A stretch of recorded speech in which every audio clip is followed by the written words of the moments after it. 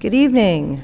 I call to order the meeting of the Hamilton-Wenham Regional School Committee on Thursday, November 20th, 2025 at 7:01 p.m.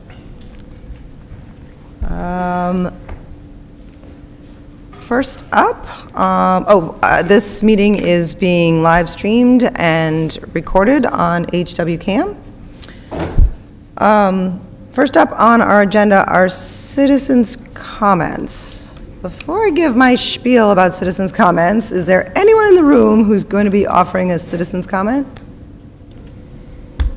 Doesn't look like it. Do we have anyone on Zoom who's... We do not. Okay. Seeing none, I will spare you all the rules of citizens' comments, and we will go ahead and close the citizen comment portion of the meeting. Okay. Next up, I forgot to hand this out. Here we go. Who wants to talk?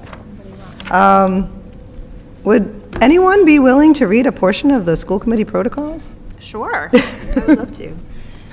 As elected members of the Hamilton-Wenham Regional School Committee, we, including the superintendent, accept the high honor and trust that has been placed in us to ensure that the students of the district receive the best education possible. To that end, we hereby commit to the following in the conduct of our business.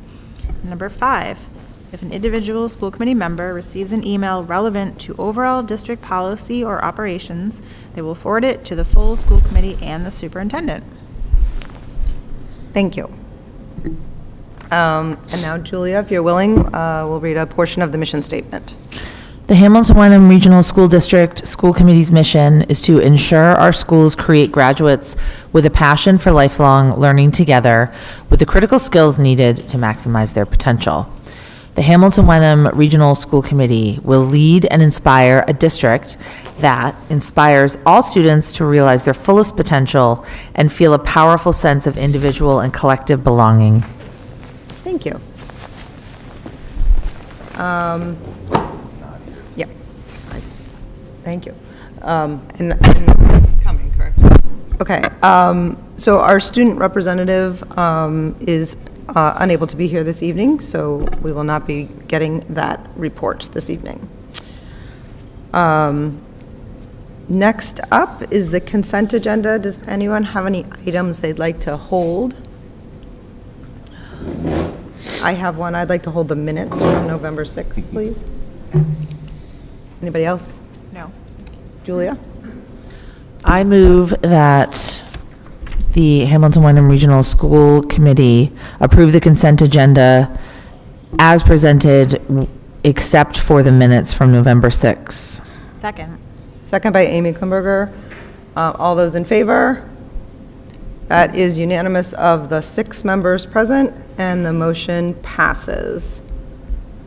I held the minutes because one of the speakers at the meeting, it is the final speaker, citizen comment speaker, Scott Mattern's name is spelled incorrectly. I know I didn't do the overview of citizens' comments, but I do always try to ask that citizens state and then spell their name so that we get it correct in the minutes.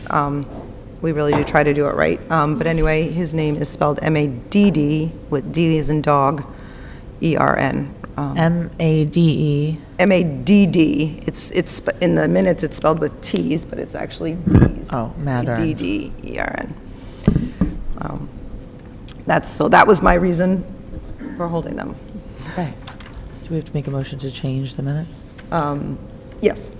I move that we change the November 6th minutes to correct Scott Mattern's name from Mattern to Mattern.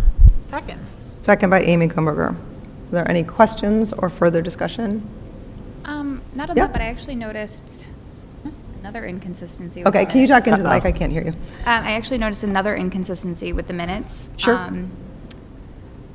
I think we incorrectly stated that Amy will be the Miles River liaison and that I will be the Cutler liaison, but I think those are flip-flopped, right? No, I think that's correct. Is that correct? Oh, why did I write down that I was Miles River then? Oh. Okay, then I am incorrect. Okay, Does that still work for you? that works for me. Okay. Do we all, I mean, I'm happy to go back to my own notes and see if we all, No, I think that's right. if you guys are, I think that's right. okay. Good to know. You good? I move that we accept the amended consent agenda as presented. I think we are, I think we're all actually set. think we already had a motion. Good, Yeah. And nobody seconded that one, so good. let's keep going. Welcome, Jen. We are just reviewing the minutes, which had Spelling error. spelling correction on the name of one of those people who spoke during it. All right, any further questions? All those in favor? That is 5 in favor, is it unanimous, and of the 7 members present, and the motion passes. Thank you all. Okay. Next up, I think we're ready to hear from Kevin Merce, our treasurer. Ooh, that is very small. Good evening, Kevin Mers, District Treasurer. So I'm here today because we've issued some bonds that need to be approved by the school committee. If you have a few minutes, I could kind of go over what got us to this point in time. So most of you know, school committee and town meeting will authorize borrowing for a project. Once that's approved at those levels, then I reach out to our bond counsel to get a requirements letter to make sure we've done everything properly on the district and at the town level, so we can move forward to today to borrow the funds. So once all that is completed, I get them all the documentation, they approve it, they send me a green light letter, which gives us the authority to start spending the money on the projects. So the 2 projects we have is the Cutler feasibility study and the athletic field project.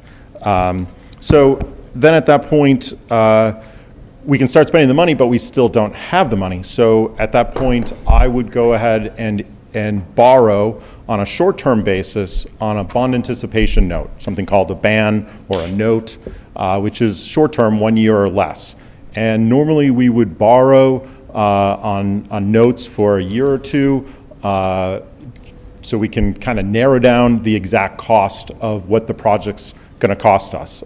So like with the feasibility study, we were getting money from MSBA, so that was reducing what we'd need. And as you know, with the athletic project, there was lots of grant money and money coming in from the towns. So once we had our final project costs, then we knew what we could actually go out and bond, which is a longer than 1 year, so a long-term borrowing. So then at that point, we then prepare a preliminary official statement, which I think you guys got in your packet, that goes out to our rating agency, Standard & Poor's. And then Standard & Poor's, we set up a rating call with them.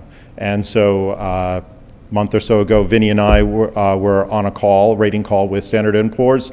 And I will say, Vinny did a fantastic job describing the district, the finances of the district, how we stood in fiscal 25 finances, the fiscal 26 and 27 moving forward, and all of our financial policies. And I will say they were very impressed, and we ended up getting the highest rating, a AAA rating on our bonds.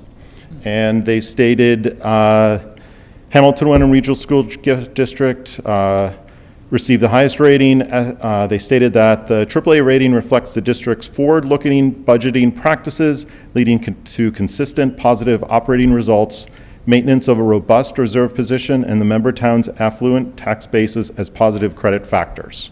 So that was great news because, again, getting a AAA rating means more people will most likely bid on our bonds and at a lower interest rate. So once we had that, then our preliminary official statement and rating are made public and sent out, and then there's the bid. Bids are received, and we actually received on Wednesday, November 12th, 11 bids for the district bonds, which I've been doing this for over 20 years, and I've never seen that many bids on a bond issue. So So we had a $7.65 million bond issue, and on that day, Janie Montgomery Scott LLC was the winning bidder with a true interest cost of 2.29% with a premium of just over $604,000. So a premium gets added to the bond by the bidders because they want to create a coupon rate that's marketable in the market. So again, even though our interest rate is about 2.29%, the coupon rate that you'll be voting is 5% because that's what they're going to sell. They don't sell coupons of 2.29. So it's 5%, so the differential is the premium they give us. And then we use that premium to pay for any of the cost of issuance, and then any additional money, which was still $500,000, actually goes down to pay down our principal par amount of our bonds. So instead of having what we requested, $7.65 million, our actual bond that you guys will be approving is $7,190,000, with the rest being a premium to cover everything we need for our projects. So then once that all gets done, bond counsel prepares the required votes, which was submitted, and then we come here for the school committee to approve the borrowing, and then I will forward all the documentation on to bond counsel, and then on December 11th is the delivery date of the bonds, and that's when we would get our money for this borrowing. So I would just ask, if there aren't any other questions, that you approve this borrowing with the motion that was prepared by bond counsel. Thank you for that. I know that I know that you just said there's a formal motion. I'm wondering if it makes sense to do the motion, and then once that's on the table, we can potentially have questions, and if there are any. Do you have the motion? I have the motion. I'm going to read. Generously agree to read. Just one question. Should I word this as making a motion or use the language voted as written? It should be a motion. Okay. I move that we hereby determine, in accordance with General Law, Chapter 70B, that the cost of the Cutler Elementary School feasibility study project authorized by vote of the District School Committee passed on August 18th, 2022, being financed with proceeds of a portion of the bonds defined below, together with all other bonds and notes of the district previously issued to pay costs of these projects, does not exceed the portion of the total costs of the projects that are not being paid by the school facilities grant, and we hereby approve the issuance of notes and bonds to finance these projects under General Law, Chapter 70B. Further move that the sale of the district's $7,190,000 general obligation municipal purpose loan of 2025 bonds dated December 11th, 2025, the bonds, to Janie Montgomery Scott LLC at the price of $7,757,558.20, plus accrued interest, if any, is hereby approved and confirmed. The bonds shall be payable on December 1st of the years and in the principal amounts and bear interest at the respective rates as follows. 2026, $1,215, an interest rate of 5%. Year 2027, $1,450,000 at an interest rate of 5%. Year 2028, $1,520,000 at an interest rate of 5%. Year 2029, $1,465,000 at an interest rate of 5%. Year 2030, $1,540,000 at an interest rate of 5%. Further moved that in connection with the marketing and sale of the bonds, the preparation and distribution of a notice of sale and preliminary official statement dated November 5th, 2025, and a final official statement dated November 12th, 2025, each in such form as may be approved by the district treasurer, be and hereby are ratified, confirmed, approved, and adopted. Further moved that the district treasurer, and the chair of the committee be and hereby are authorized to execute and deliver a continuing disclosure undertaking in compliance with SEC Rule 15, Chapter 2-12, in such form as may be approved by bond counsel to the district, which undertaking shall be incorporated by reference in the bonds for the benefit of the holders of the bonds from time to time. Further moved that we authorize and direct the district's treasurer to establish post-issuance federal tax compliance and continuing disclosure procedures in such forms as the district treasurer and bond counsel deem sufficient, or if such procedures are currently in place, to review and update said procedures in order to monitor and maintain the tax-exempt status of the bonds and to comply with relevant securities laws. Further moved that any certificates or documents relating to the bonds, collectively the documents, may be executed in several counterparts, each of which shall be regarded as an original and all of which shall constitute one and the same document. Delivery of an executed counterpart of a signature page to a document by electronic mail in a PDF file or by other electronic transmission shall be as effective as delivery of a manually executed counterpart signature page to such document. And electronic signatures on any of the documents shall be deemed original signatures for the purposes of the documents and all matters relating thereto, having the same legal effect as original signatures. Further moved that each member of the committee, the district secretary, and the district treasurer be and hereby are authorized to take any and all such actions and execute and deliver such certificates, receipts, or other documents as may be determined by them or any of them to be necessary or convenient to carry into effect the provisions of the foregoing votes. Do we have a second? Please. Second. Second by Jen Carr. Thank you, Amy. Make a record for longest motion. That was the summary version. So does anyone have questions first? I do, so go ahead. I you do, have a if question. that's Yep. okay. So you said we got approved for an interest rate of basically 2.3%, right? 2.29? Correct, yes. But when you announced the interest rate, you said 5%. Why is there a discrepancy there? Yes, that's what I was explaining. We received a premium of $604,000.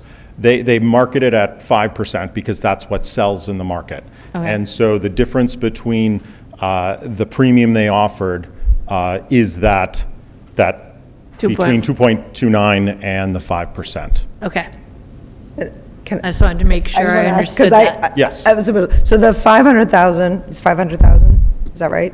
The premium received Yeah. was just over 600,000. 600,000 is then basically subtracted from the number. Yes. Correct, yes. So they reduced the par amount of the bonds. We still get the premium, so we're still going to be getting like over the 7.65 million, which we need for our purposes. Yeah, that clarified. It's so confusing, I know, but Yeah. that's, Just a fair amount of numbers. So, am I, Again. yeah, would you mind? Did other people have questions? My question was sort of, and maybe this is to Eric, what is included, what projects are included? Because I heard you say projects are included in the bond. it is the feasibility study, the Cutler feasibility study. So when that gets authorized. And nothing else? No, also the it's also the Athletic fields. athletic fields. I guess that, because I didn't want to say that, I thought that's what you were saying, but I wasn't sure that it said it in here, did it? When she just read this? No, it doesn't, but it's in the official statement and all the Okay. documents. Because that was my understanding when I first read this, and asked what it meant. It's That it on was Cutler feasibility plus, yeah, Of the form? yeah. Yeah. Right, but when she just read that. Okay. That's why I was a little bit like, I just wanted to Yeah, it doesn't make need to sure. be bond council, because we could be borrowing for 50 projects. Some towns might, so it's not. No, I listed just in wanted there. to make Yeah. sure that I understood and that it was done Nope, correctly. we're perfectly fine. I think it's good to make that clear to everyone listening as well. Yep, I think it's important to note that people are probably saying, 7 million, I thought it was 15 million for the project. The reality was, 15 million was the max we could use that was voted. We came in about $1.2 million under. We added almost 5 million in offsets from local donations, CPC funds, et cetera, out of our stabilization fund as well.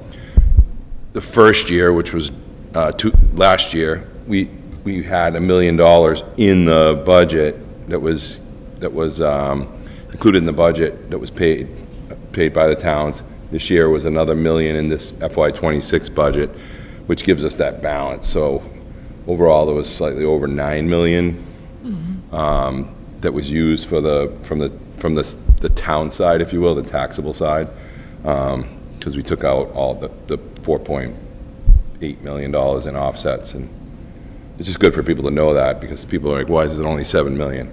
And then the feasibility study is the balance of the feasibility study, because we had $1.25 million, and we received, I think, $564,000 in reimbursements from the state. So it's the balance, not the whole 1.25.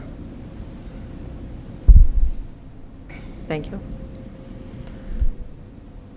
Other people have any questions or discussion? Vinny, you look like you maybe, no?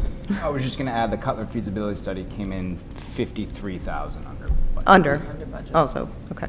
Thank you. All right. Looks like we're ready to vote. Yes? All right. All those in favor? That is unanimous of the 7 members present, and the motion passes. And I understand we need to do some paperwork right now. Is that correct? All right, my pen is Thank you, unfortunately Kevin. purple, so I'm going to need, thank you. It's, Is it me? I sort of thought it was Julia, the secretary. oh, So it's you. you're going to sign on that. Okay.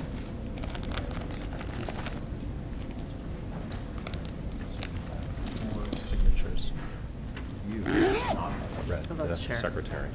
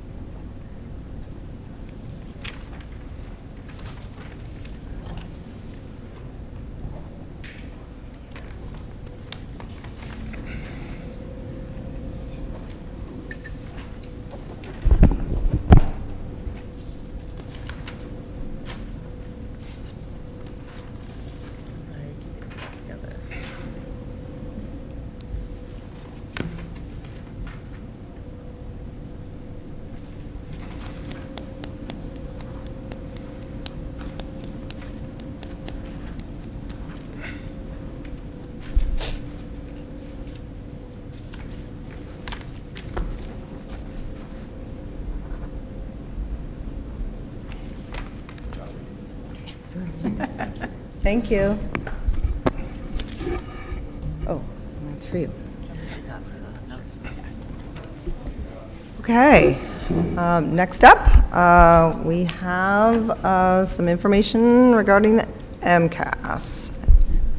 Right.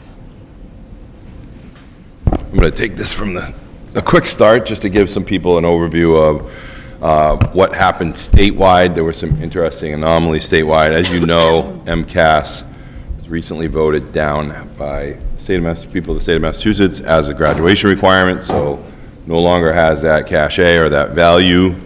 There were some interesting anomalies that you'll see that may be representative of the drop of it being required as a graduation requirement. This is statewide results, 3 through 8 in math and in ELA. Really, Harvard are all the same, 3% up in ELA. Math was unchanged from the previous year. Same high school ELA and math, both drops. ELA in high school across the state was 6 percentage points less than 2024, which is one of those anomalies that the state pointed out may be because of the loss of MCAS as a requirement. Same with math. Math was down only 3 percentage points, and then science related flat. It didn't really change much at all. And then from our perspective, I just did the grades 3 through 8, 5 through 8. So in 3 through 8, 63%. That's up 1 percentage point from last year. 3 through 8's For math, up 5 percentage points. We had some good gains in math. We have a new elementary school math program that is really shown its mettle, if you will. And then in grades 5 through 8 in science, that's also up 3 percentage points. And what we'll do tonight is, school by school, each principal will present the data from their schools. We can certainly ask questions wherever you need to. Each principal will do the comparative of all students versus students on IEPs, and then I will hand it over to the Bucher principal, Mr. Schurston, to take it from here. All right, thank you. So big picture stuff. We'll start there. We'll talk a little bit about the 3 individual tests, ELA, math, and science, and then we'll talk about some steps we're thinking about for moving forward. So big picture stuff. ELA is back on an upswing. We brought in a new curriculum a few years ago, and we expect a little bit of an implementation dip anytime you bring in a new curriculum. So we are coming out of that, which is great. Even with our new math curriculum, we did have a subtle upswing there. We didn't have that implementation dip, which was fantastic. That decreasing achievement gap is on the math side.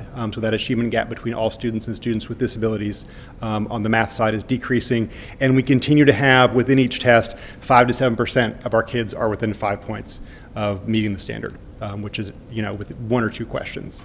So we've got a whole bunch of kids that are right there on that cusp. All right. Digging into the ELA side, 7% of our kids are within 5 points, 14% of our kids are within 10 points, so really close. We are pulling away from the state average, which is always nice to see. Essays continue to be a place that we are struggling with. What's interesting is that when you pull things like mechanics or ideas out of the essay and do those isolated questions, we perform really well. But when they're in context in the actual written piece, it doesn't come together quite so well. With students with disabilities, the gray line in the middle is the state average of everybody. It's not the student with disability average. So I put another line down on the bottom, and that's the state average for students with disabilities. So in terms of comparing apples to apples, us to the state, it's the green line is us, and the line on the bottom is the state. One of the things that has been tricky with CKLA has been scheduling. One of the things that CKLA does is it integrates all the pieces of literacy together, reading, writing, spelling, all of that. Research supports bringing those things together. The way that we support kids, the way that we write IEPs is around those individual pieces of literacy, depending on where those students struggle, but those individual pieces are not always taught at the same time within a 90 or 120 minute literacy block. So one of the things that we are trying to sort out is how do we structure that scheduling piece so that it meshes more with what we've got going on in Tier 1. The Tier 1 stuff is working really well. How do we align it better with Tier 3 to support those kids? We get to math? Yeah. On the math side, we got 5% of our kids are within 5 points, 9% within 10 points. One of our huge celebrations was fractions on number lines. Every year we sit down and we look at what are the things that we're struggling with, and every year fractions on the number lines is like top of the list. And this year we had across the board some really awesome just fraction scores in general. For that subcategory within math, we had the highest fraction scores that we've had in 5 years. So it was really nice to see that coming through. We did expect a little bit of that implementation dip with the new program. We did not have one, which is great. And seeing that progress for our students with disabilities, and that is the lowest achievement gap there that we have had in the past 3 years. And really just teachers are getting more comfortable with the math as we come into the second year of this program. On the science side, 6% within 5 points, 11% within 10 points. We just started meeting with a group of teachers around looking for a new science curriculum for next year. We're kind of picking and choosing from a couple of different things right now and trying to sort of do that same curriculum process that we've done for literacy and mathematics in the last few years on the science front this year. The piece about the students with disabilities. So this is a really weird graph. It's all over the place.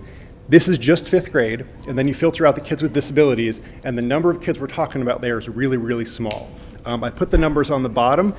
These are numbers that are not available on the state website because those cohorts are so small. So it's really hard to pull data from there. Obviously there's some huge swings in there.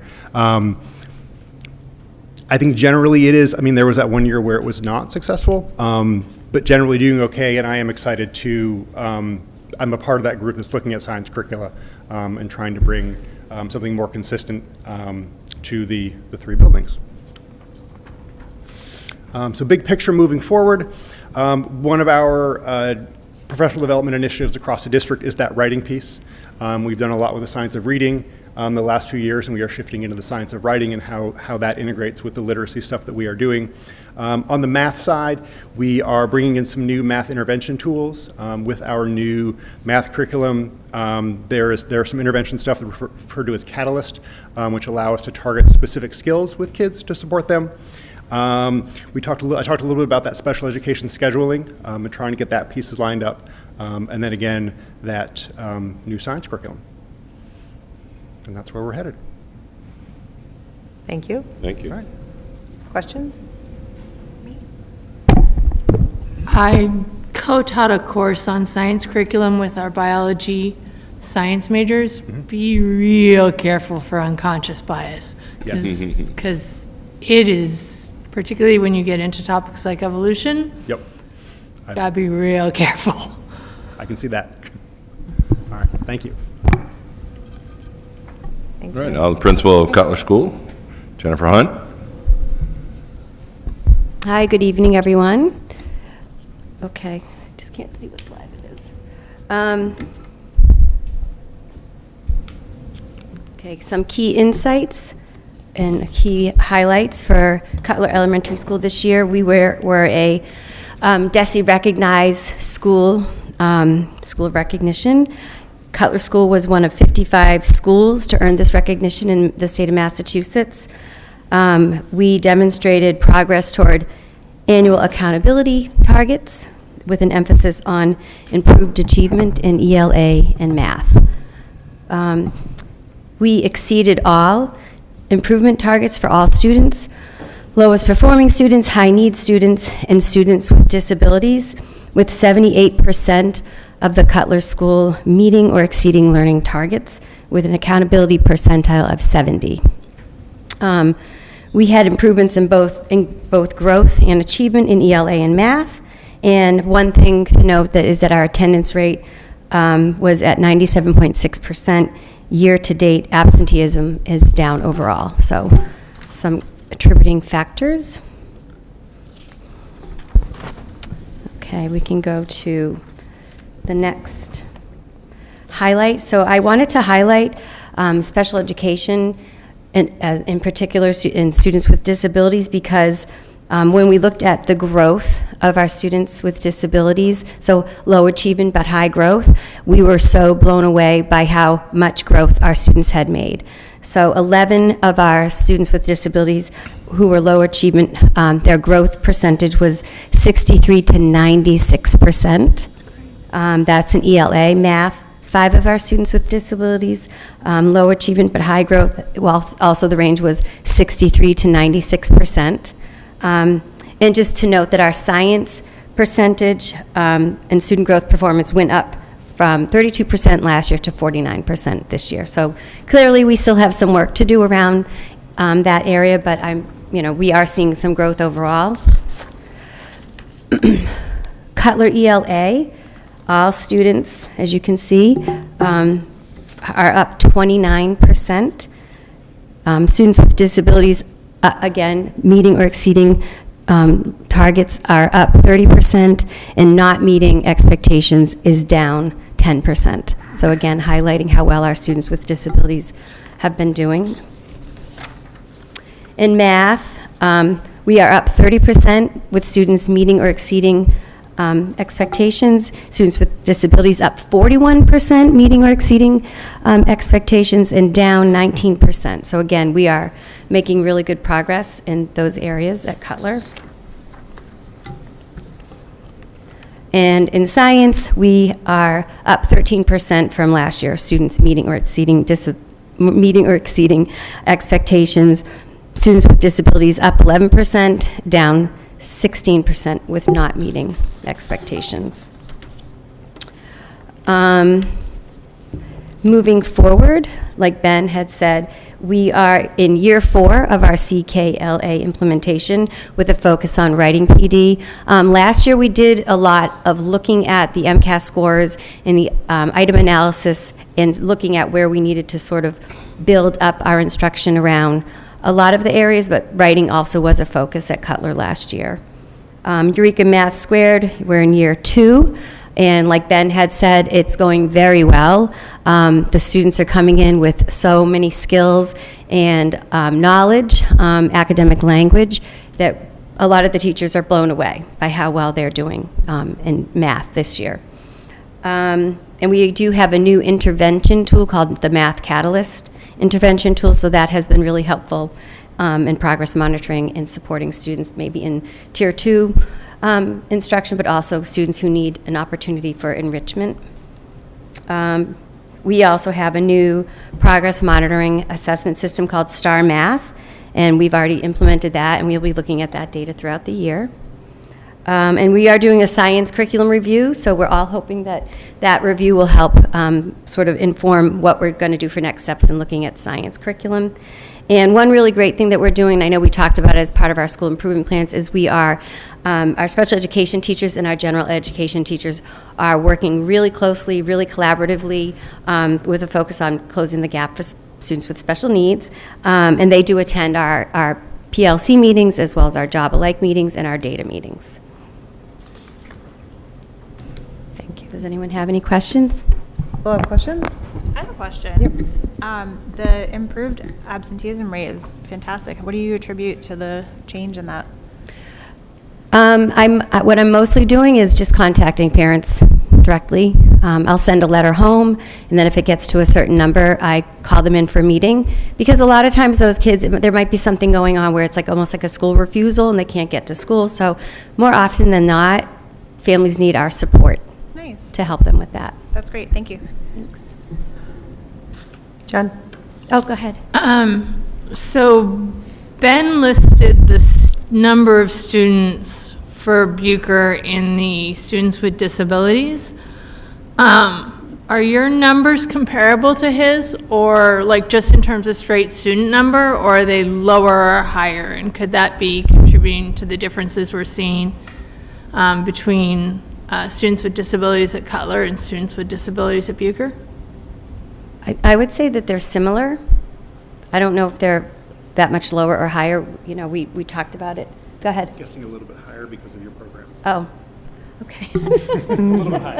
You're just saying like the sheer number is not like Just the saying percentages. sheer Oh, number. I'm sorry. I misunderstood your question. We do have more students with disabilities at Cutler. We house the language-based program, which is students who have dyslexia and language processing disabilities. We have a moderate special education program also. So yes, we do actually, in the district, Hamilton-Wenham, Cutler has all of those students who have that dyslexia profile and language-based learning disabilities. And congratulations for 1 year, for your first Thank year on the you. job. Yeah. This is impressive. Thank you so much. I just want to say I attribute all of this to the teachers because they have worked so hard making this happen with, you know, really putting the kids front and center, what do the kids need, and setting high expectations for all kids. So you might hear someone say, I can't do it, this is too hard for me, and the Cutler teachers say, yes, you can, I believe in you, I know you can do it. Setting those expectations really high have really helped. Okay, thank you. Thank you. Thank you. Carolyn Shediac, the Winthrop principal. And it's so hard to be the last because we're all doing the same thing, so I'll try to enlighten you with some things that might be a little different. A couple of things to highlight. You can read all my statistics on this slide. We did see a slight decrease in the percentage of students meeting and exceeding in ELA, but a couple of things that I would like to highlight is that we had 9 students who, on this graph, that show low achievement but high growth, and then for students with disabilities, that high growth was, and that was all students with disabilities. We had 19 students who were within 5 points of meeting. which means they might have missed 2 questions. So that's kind of an important point. And then there were an additional 17 students who were within 6 to 10 points. So we've got a whole bunch of kids who are right on that cusp, and our focus this year is really going to be pumping those kids up to get them up and over the meeting threshold. Ben and Jenny both mentioned it. Writing was the area of weakness at Winthrop also. And as Ben mentioned, it really came out in, we did great in grammar, we did great in sort of all of the easier parts of writing, but when it came to writing essays, that was where we fell down. So we have recognized that as a district weakness, and we are working really hard this year with teachers to do professional development on how we can bump up our writing and try to infuse more writing and different writing into our CKLA programs.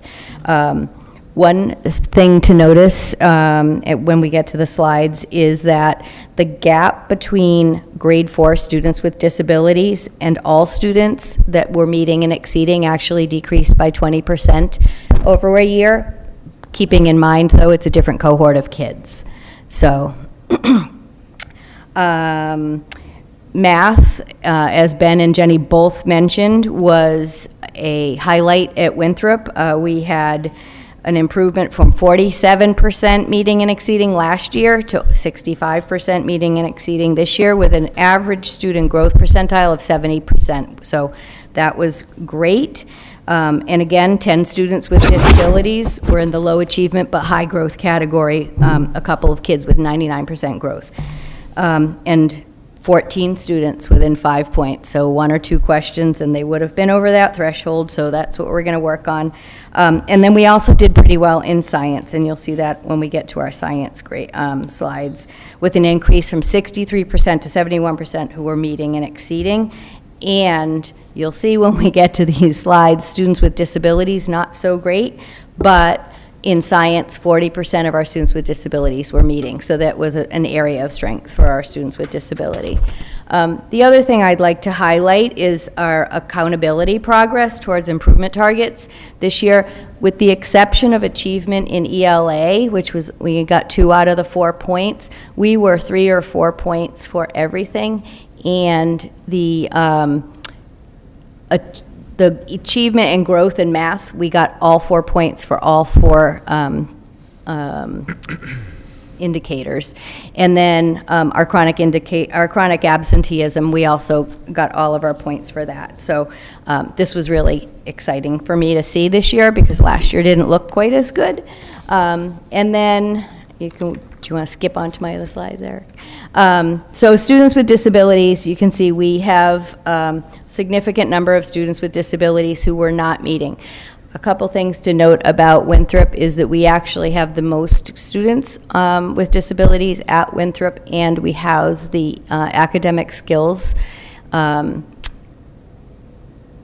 sub-separate program, and that program actually really grew a lot last year. We have 1 grade level that has 6 students in it, which is 10% of the grade level are in this academic skills. So that's going to really, I don't mean to highlight it, but it really does impact our percentages when we're talking about how students with disabilities are performing, and we are trying to get them up over some humps also.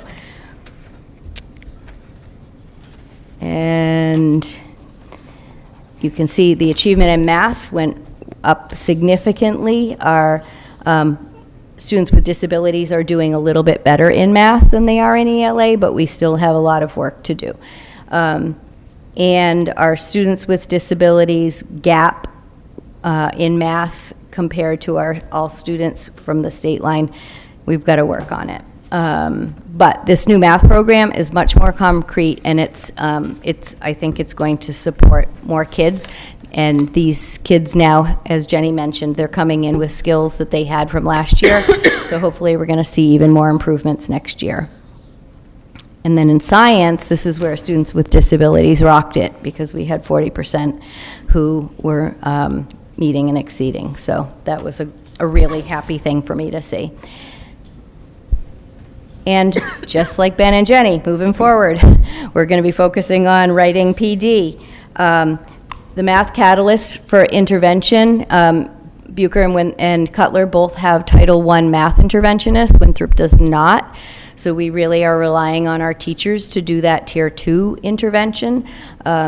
And the other piece of this is that our instructional coach has been working very closely with the special ed teachers at Winthrop so they can use Math Catalyst to support their Tier 3 math students. And there's a lot of excitement, and we're just launching it now, so we'll see how it all shakes out. We had piloted Star Math last year at Winthrop for 2 cycles, so this is going to be our first full year of using the program beginning, middle, and end of the year, and we just did our progress monitoring this week and next week, so we'll see how what kind of improvements we've seen with students already. As Ben mentioned, we're hoping this high-quality instructional material science curriculum review goes well, and we can find something that everybody is really happy about and start to see our science scores improve. And as everybody mentioned, having the special ed teachers tightly aligned with the classroom teachers, supporting students, all working together, really looking at data much more deeply this year, I think is going to show us some great improvements. Thank you, Carol. Any Thank you. questions? Questions? So this is definitely the biologist in me talking, but the large increase you got in science with student with disabilities, is that because the science curriculum tends to be more hands-on? Like, you are actually physically manipulating things, and there are definitely students out there who work better and learn better if it's like tactical. It could be, and I think a couple of things contributed to it. Science is really engaging, so kids who are engaged are going to be more excited and are going to try. This, we also had, I think we mentioned this earlier, but this last year's Science MCAS had a performance task portion to it, which was a little bit trickier, and we were really worried. So the teachers did a really good job, I think, of previewing and preparing kids to do those performance tasks. That's about all I can say. I don't really know what the magic was, but I do think it's because science is fun and engaging for kids, so. Oh, I have a question. Does anybody else have a question before?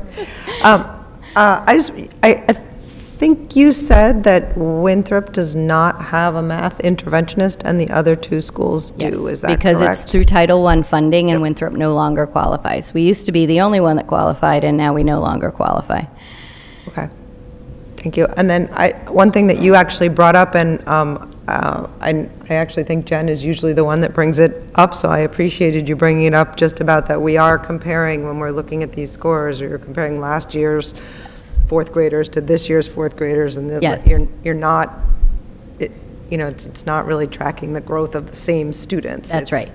I just think that's such an important It thing. is I'm glad you important. said it. It is And important. I normally credit, it's usually Jen who says, just to be Yeah, clear. and I guess to that point too, Dana, is that I have a couple of grade levels with many more students with disabilities in that grade level, and then other grade levels that have Right. fewer, so that's going to have a big impact on how that cohort performs.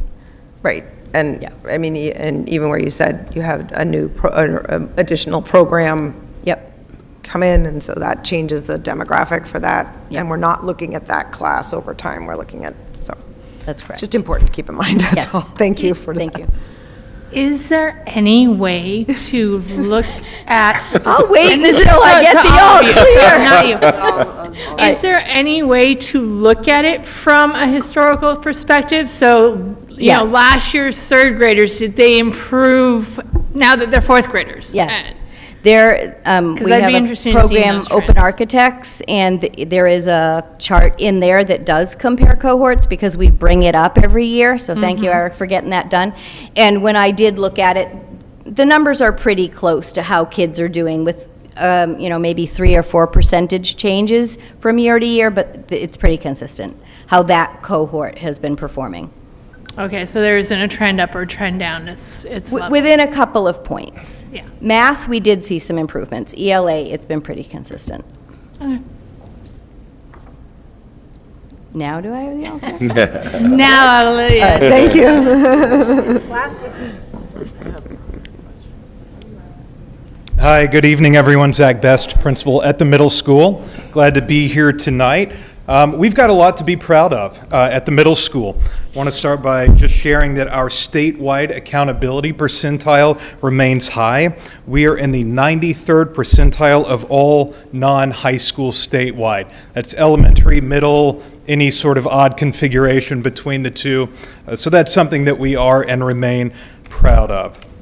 We met or exceeded all improvement targets for all students this year, and our chronic absenteeism target we exceeded for all students and for our lowest performing students for the third year in a row. And that's something that we're really proud about. We know that there's a correlation between attendance and achievement, and we can get all of our students, particularly those students that might be struggling, into the building and into class. We know that that's going to contribute to their learning. I'll get into some of the areas for growth that I have highlighted here in the next slides. We can start by looking at ELA. You can see that we had a slight gain in the right direction and that we lost that gain this year. It's important to remember that this graph is all three grades, 6, 7, and 8. So for the purposes of our data review, I do want to highlight that our 8th grade held steady at 77% proficient or meeting or exceeding expectations. That dip we really realized in the 6th and 7th grades. It is important to note that we still significantly outperform the state, but we do want to see that graph going back in the upward trajectory. And on the right, this is something that the schools prior to me have been working on, and we continue to work on as a school and a district, and that is closing that achievement gap with our students with disabilities.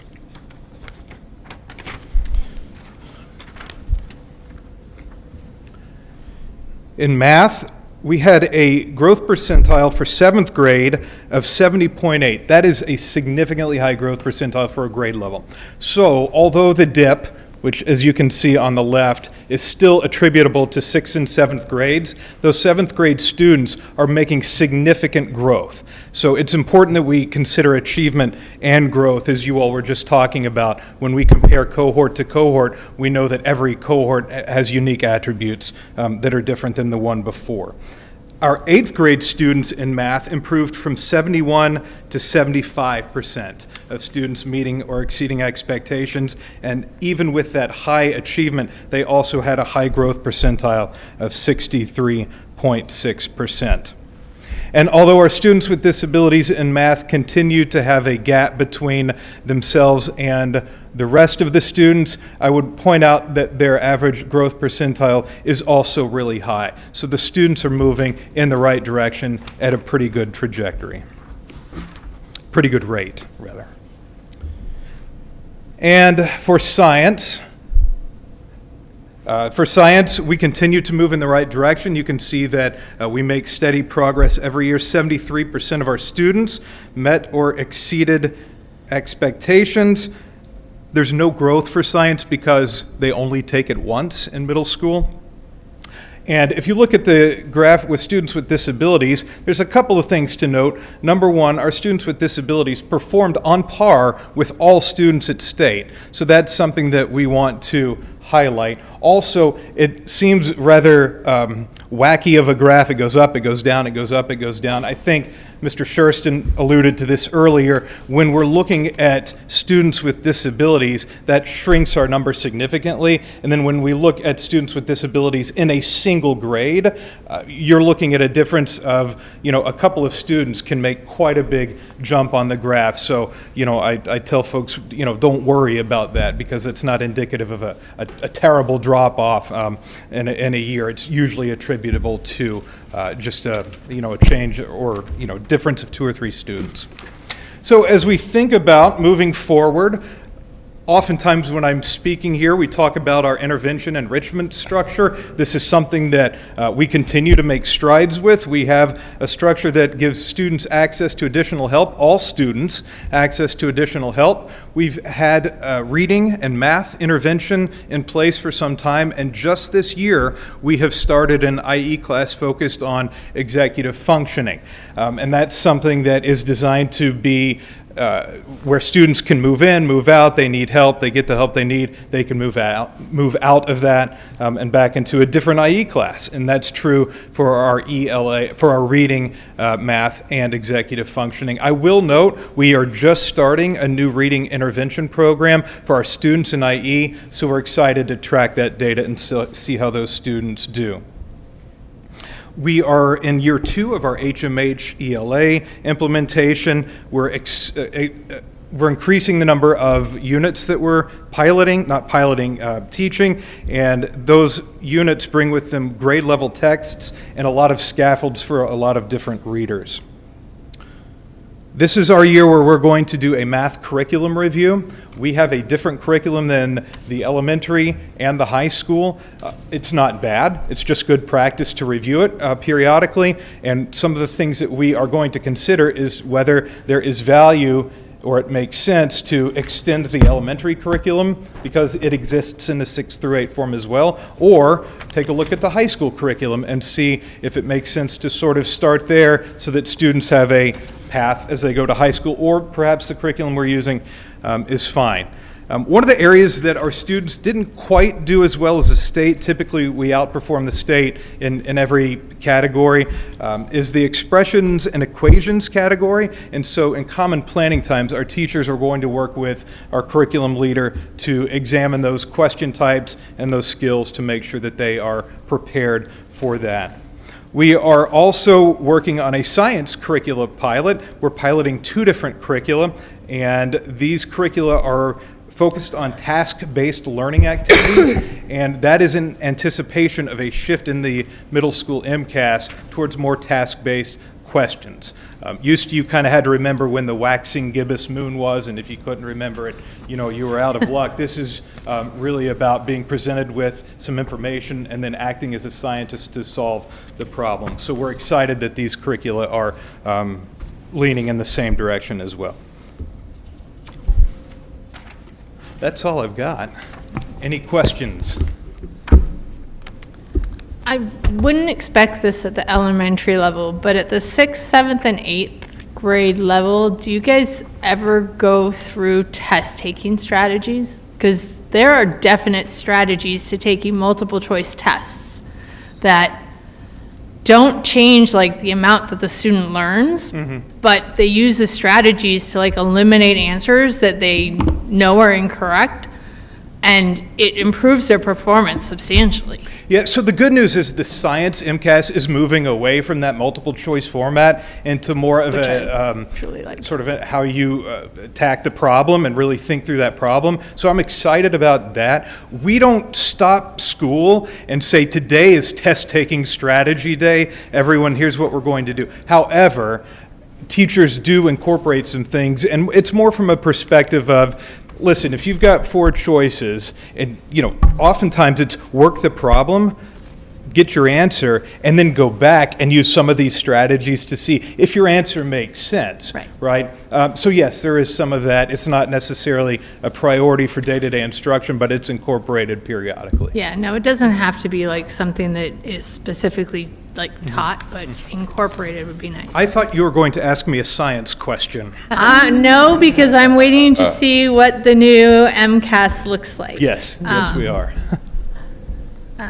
Julie, did you have a question? Yeah, I mean, I guess my broader question is just to Eric and to everybody. Like, if MCAS is not a requirement for graduation, and maybe I'm just a cynic, but what is the incentive for students to perform very highly on it? If it's just like our internal mechanism to monitor them, I mean, for me, I think all of us here are type A, right? But like, we all want to get straight A's. Speak for yourself. Extremely relaxed all the time. I'm just thinking, I'm just trying to think bigger picture. Like, I think, what happens when, is MCAS going to go away? What happens when teachers are like, just don't do it at all? Or I don't know, like standardized testing might go away.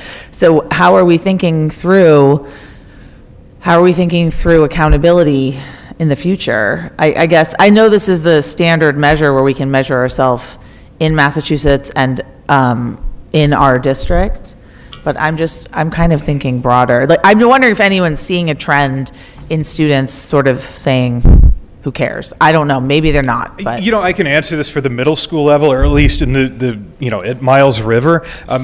MCAS has never been a requirement for graduation. So Yeah. ostensibly, or moving on to the ninth grade. So a student could ostensibly come in and go, you know what, I just don't think I'm going to put any effort whatsoever. I'm just going to sit with my head Yeah, down. and I know in the elementary and they, school, that's not going to keep them from moving on to the next grade. So we don't, Mr. Minigoni can speak a little bit more to the graduation requirement piece, but that's never been something for us. And I think, our students tend to want to do well, whether it's, a brief quiz one day, a unit test, or, something larger like the MCAS. And for us, it's really not about teaching to the MCAS. The nice thing about the MCAS is it measures the state standards that we all believe that students should know and be able to do. So, yeah, it is a single public-facing thing. It is currently how we are, there's an accountability piece to it as well. So at least from the middle school, we did not hear a lot of, pushback after that particular law was enacted.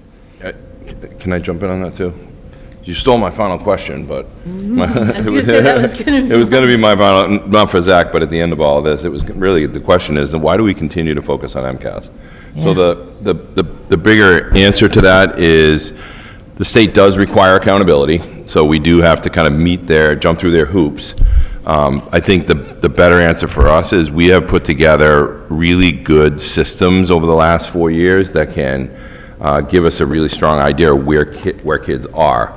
The hard part is, how does that translate into what the state's doing? As you heard me say previous meetings, the governor's office and DESE are in this dynamic push and pull over what the graduation requirement should be, will be, could be, and they've gone from extremes of going back to something similar to MCAS to try to get that moving forward.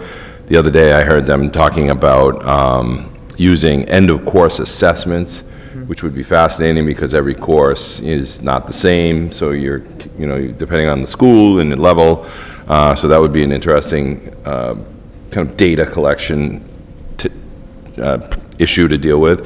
But I do think, and I feel really good about the work that we currently do with our all of our data collection. We've honed down kind of the rough areas and gotten rid of them over the years, how we look at data, how we translate data, the interventions that are set up really responsive now, not a year later, because MCAS is a year later. Basically you don't get your scores until the fall, and kids took their first test back in March. So I think we're much more dynamic and nimble given the direction that we're going. The big problem is we will be stuck answering to whatever accountability measures get set up in the future, and they're looking at things like aligning with the portrait of the graduate that the state just passed, but we don't have a lot of guidance from that, so we're all kind of waiting. And I think Zach hit it hard. Our kids know why they come to school. Our kids do well. So for us, it's really that digging into all those kind of nooks and crannies of where we can help and support them to get even better and gain in growth and achievement. So. And I do want to say it's really helpful for us, because we're not on the ground every day. So it's for us a very helpful accountability measure. But I was just thinking, like in the future, what else is going to be thrown at us and thrown at you guys? And but it is really helpful to sit here and talk through all of these things and to look at the amazing progress. So I didn't mean to denigrate any of the work that you've done, but I'm just asking like that sort of devil's advocate question, Well, and the fact that they're not that cynical, because I could totally see some of my college students being like, what, this doesn't count to my grade? A, all the way down and leave to go study something else. And that was part of what I was worried about with MCAS no longer being required, is that particularly students that are taking high intensity courses like the APs and the honors are going to be like, well, this doesn't count for anything, so why am I spending my time on it? Yeah, and focus on the AP exam. I just think the speed and the dynamic ability we have to respond now with the systems that we have in place far outweigh the value of an MCAS presentation, but I think it's important for the public to see kind of where we're at. Yeah. The hard part with this presentation is, hey, MCAS doesn't count for anything anymore, so go ahead and do it again, kids. And it was clear that some kids are like, no thanks, it doesn't count. So, thank you, Zach. After that very sophisticated, high-level conversation, I have one just recommendation that's not nearly, is that the elementary principals on the students with disabilities graph, they put in the statewide students with disabilities line. And I think for the public, that line is probably helpful for them to see that. So it's just a recommendation or a thought that next time, I think that little line, do you know what I'm talking about? I do. Yeah, I just think that was helpful for the public who may not be looking super closely, that I thought that line was helpful. So that was, again, not on the same high level that we were all talking about, but. It's important. It's important. It's pretty robust. Anybody have anything else? Thank you. Thank you, Dr. Best. And now, Principal of the high school, Brian Menegoni. Well, Oh, Mr. Schurston is back. Jen, we definitely do test-taking strategies at the elementary level around MCAS. It's a different kind of test. So we don't teach to the test, but there is some pretty explicit instruction around how the test is set up, how to navigate what the different tools are around answer masking and all that stuff. So we definitely do that at our level. Yeah, I just, like, I wouldn't try and teach it at the elementary level as test-taking strategies specifically, but it sounds like you're incorporating them, which is Yeah. great. MCAS strategies. Yes, MCAS That test is, that assessment looks different than the other kinds of assessments we have. We want kids to know how to use that tool and navigate it the best they can so they can show what they know. Yeah. All right.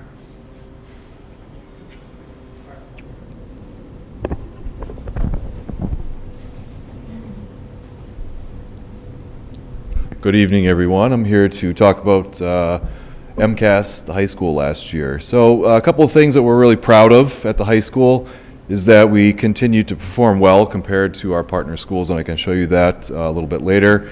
And I think that's reflected in our accountability percentile, actually bumped up a little bit this year. A couple of statistics below would speak to that.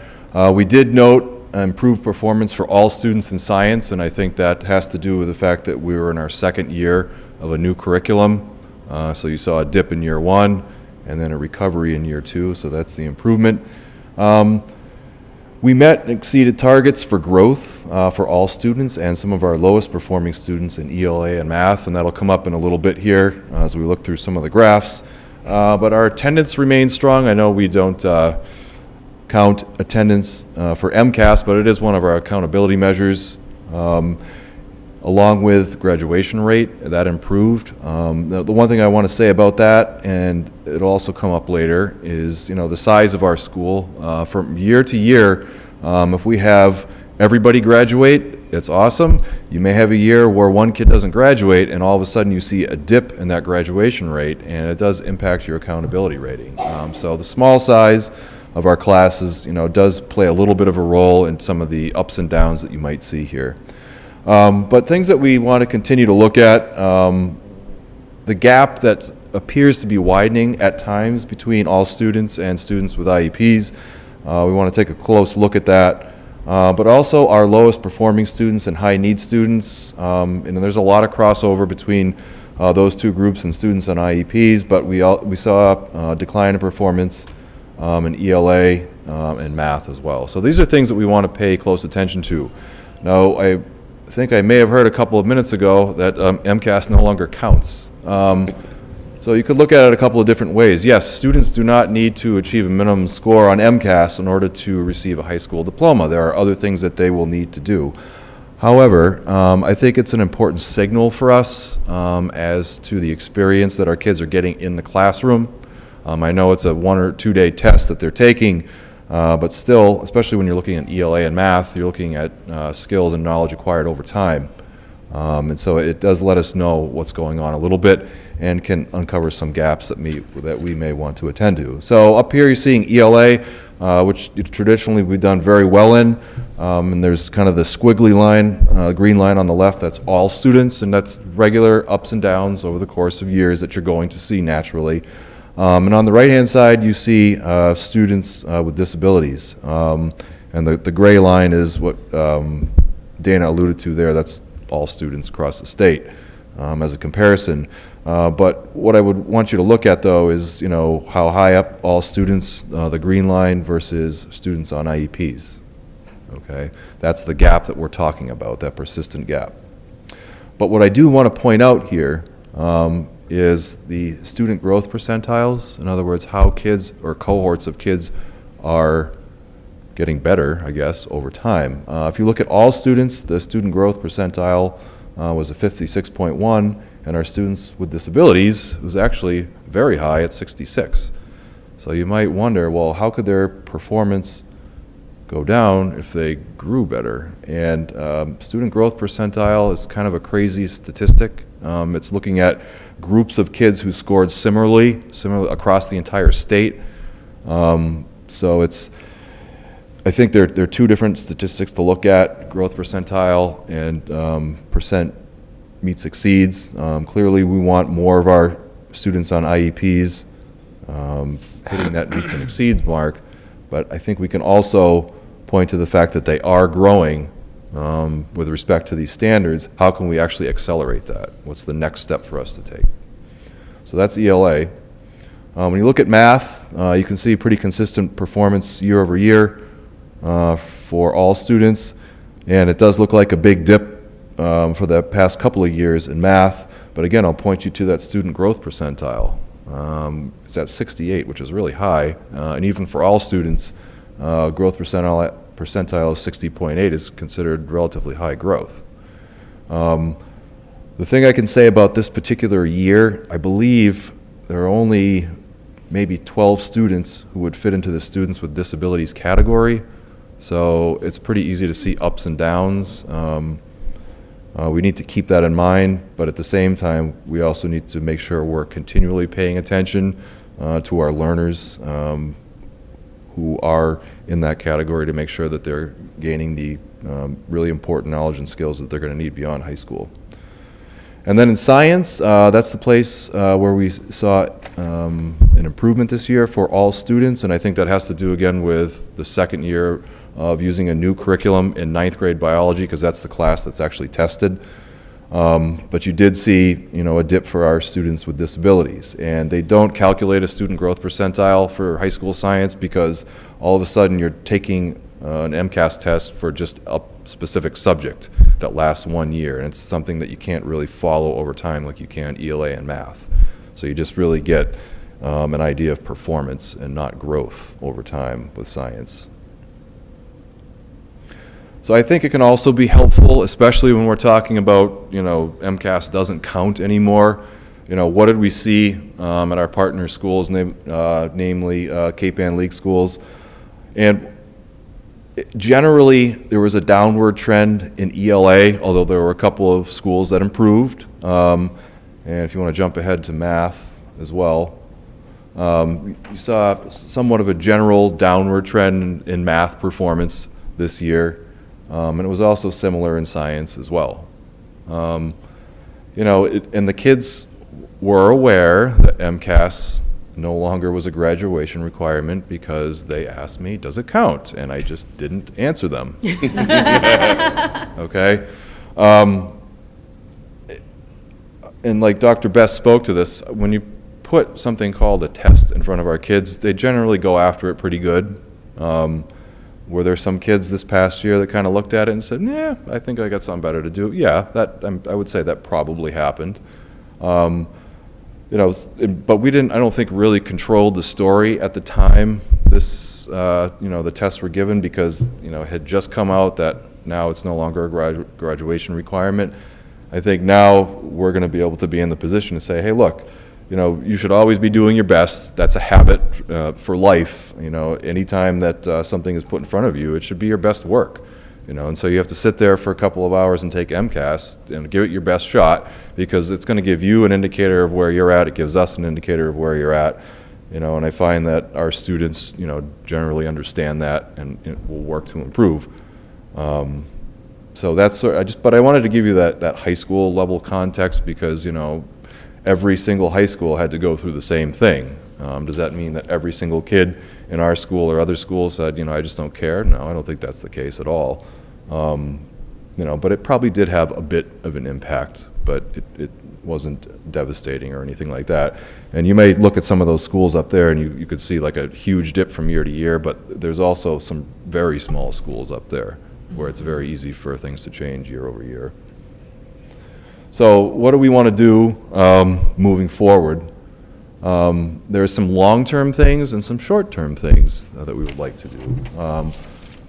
Long-term thing, or two things that I could point to, the first two bullet points up there, in terms of improving cooperation with general education and special education, namely co-teaching. I think that's a really powerful instructional strategy to use, but it takes a long time to build those partnerships. You have to build in some common planning time for teachers. They have to really kind of get to understand their roles, what their strengths are in the classroom, so that way together they're providing a really coherent experience for students.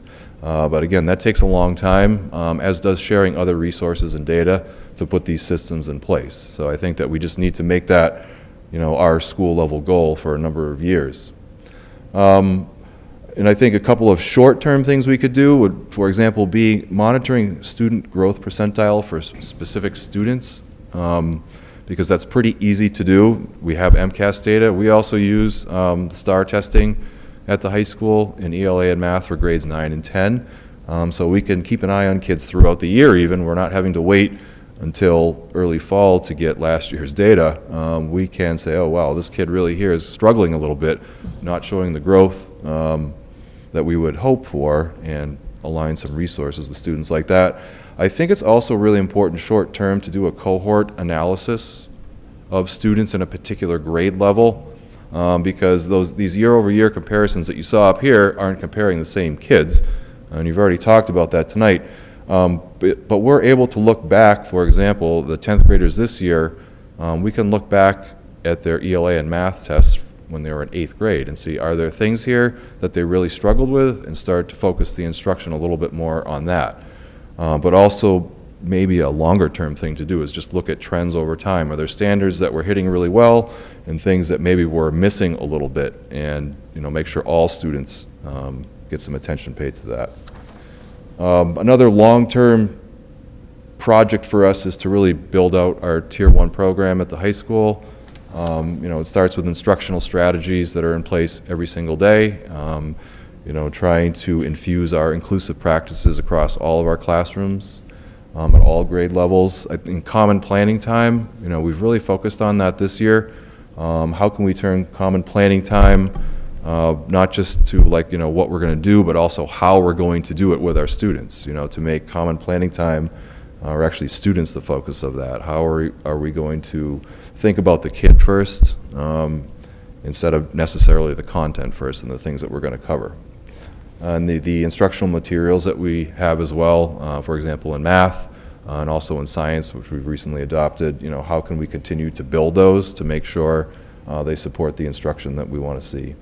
We have ELA and math support blocks going right now in the high school, so that way we use those support blocks to give extra math and extra ELA to students who we've identified through STAR testing or MCAS testing, a little bit of a bump in terms of their English and math skills, but also, maybe for next year, could we do the same for science, because it's one grade level, and how could we help prepare some of those students to be successful on their biology MCAS test.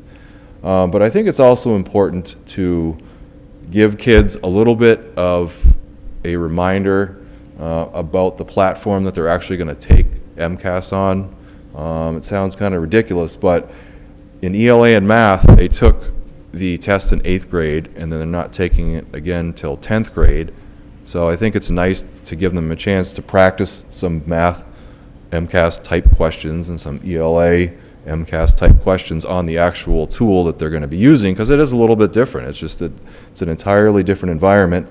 And there are some, I think, really academically valid things that the MCAS asks you to do. For example, in ELA, it'll ask you to read 2 or 3 different passages, pull that information together, and make some sort of logical conclusion. And doing that in a testing situation, I think if you get a little bit of practice for it, a little bit of a feel for it, and some feedback on it, that can help you when the actual test comes up.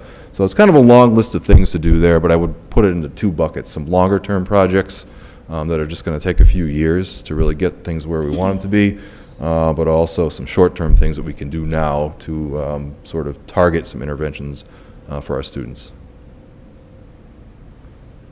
Great, thank you. Yep.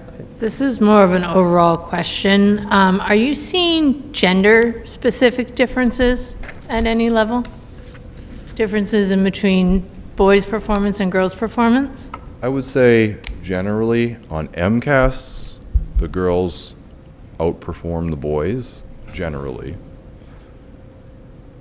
Moving beyond MCAS, generally, if you look at SAT scores, the boys might outperform the girls. So they're two very different kinds of tests. You know, the MCAS is very tied to the curriculum, and when you look at girls' performance grade-wise, they do better than the boys do. So it's, I guess, not surprising that you would see them do a little bit better on MCAS. So is that something that's happening in the 6th, 7th, and 8th, or at the elementary level at all? Like, I'm wondering when this difference is starting to appear. So one of the things I keep an eye on is the first time the student has an opportunity to take a leveled course in Hamilton Wenham is in middle school, and that's 7th grade math. So I keep an eye on, are we noticing an imbalance of students that are filtered into or, you know, invited to take that accelerated math? And generally we don't see an imbalance, so that's a good, would be a red flag for me if we started to see an imbalance there.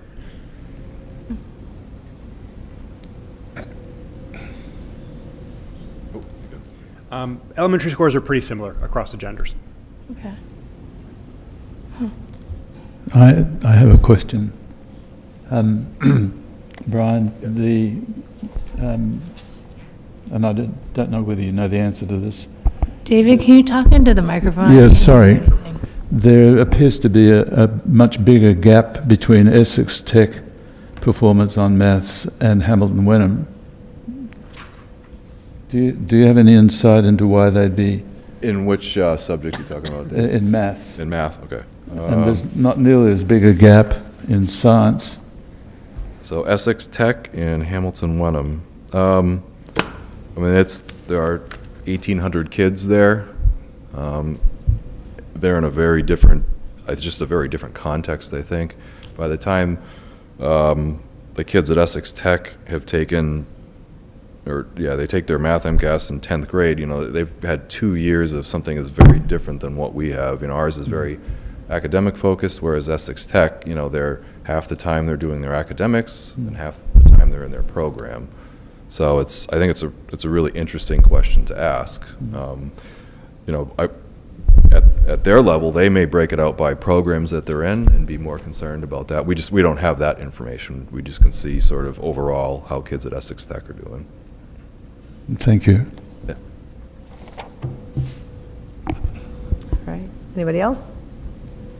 Well, Essex Tech's also a combined school, right? So it would be a more fair comparison to compare the Hamilton Wenham students that are going to Essex Tech for our current Hamilton Wenham students. But right now, you have students from Lynn and Gloucester. Revere, Gloucester, and you're mixing them all together. And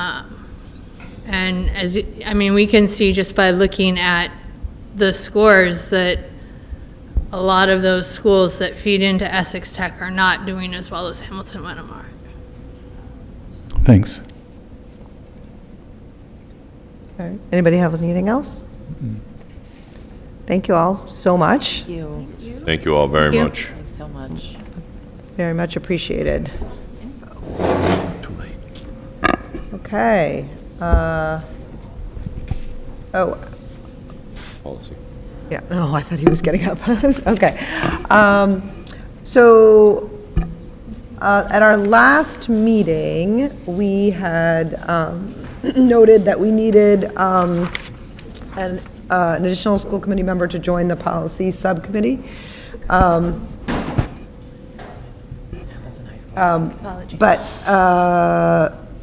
we decided to move it. So currently on policy, we have Amy and Jen. And they need a third, and currently, the only school committee member that we have who is currently serving on 2 committees is Jen. So Jen, you're out. You can't be on policy twice. Does me get 2 votes if I run as So, just to review I wrote it down just for myself, make sure I got it straight. Dana, David, and Kristen. Capital is Megan, Jen, and Julia. Did I get that correct? So, I'm gonna sit back and say, anybody have any thoughts on who would like to be on the policy subcommittee? Or who would you like to be on the policy subcommittee? Jump in and nominate someone. I'm already on there. I guess, yeah, you're off on this one too. Is it worthwhile for our 2 new members to talk about what we actually do on the policy subcommittee? Sure, we could. We did talk about it a little bit last time, but. Oh, yeah, can you talk into the mic? Yeah, so- sorry. We did talk a little bit about it last time, but we could. Do you want to review? So we are the ones that probably have the most influence over what happens at the actual school level. Because even though we're not setting curriculum, like we are setting broad policies that are going to apply to all of our schools. It's not a heavy lift, usually. Depending on what's going on, but yes. But we have some interesting conversations, which is nice. And you really get to get in on more of the nitty-gritty stuff. When do you usually meet? We've been meeting Monday afternoons at 2:30, like once a month. Do you meet on Zoom or you meet? On Zoom. Meet on Zoom. I could do that. You would like to? Yeah, I can do it. Okay. Heard one Haven't been a person very good capital enthusiastically member, but jumping. Hopefully this next okay, year, next time I'll I'll be be more around. free. Unless another member would want to be on it. Can you repeat the meeting time? Sorry. We've been meeting on Mondays once a month on Zoom at 2:30. Okay. But that can shift a little bit. I have a standing Monday afternoon meeting at 3. So we could adjust if you But have interest. I think because you guys teach at night, both of you.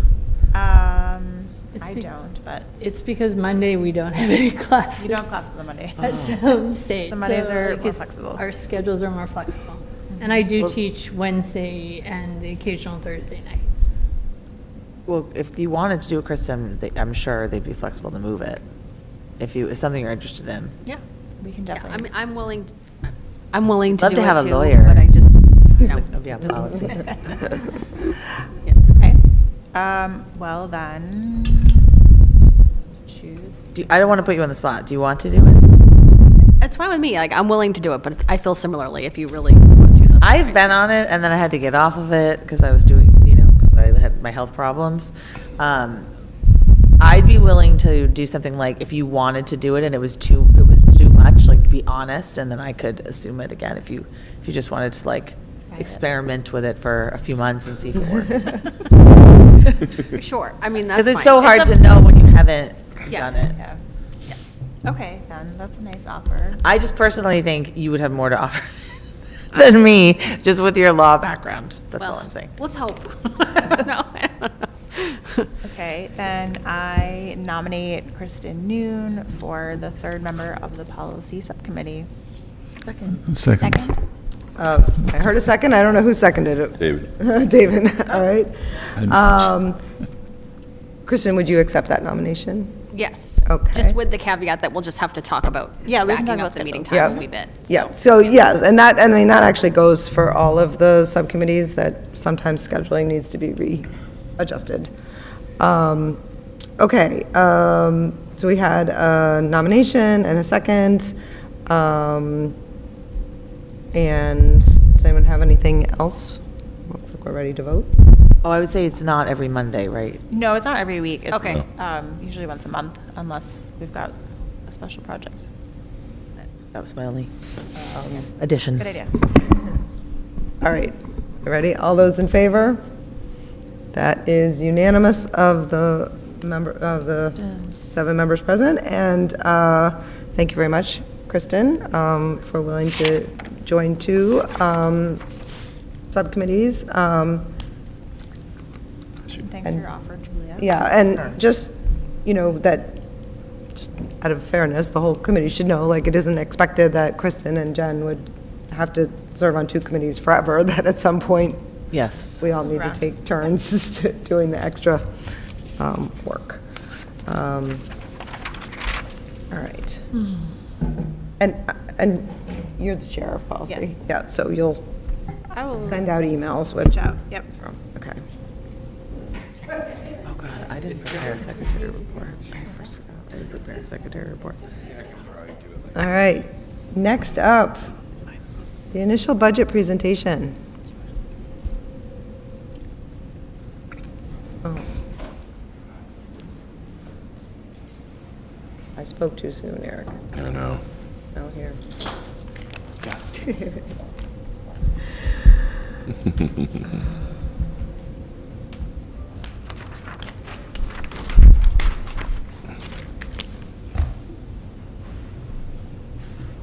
Yes.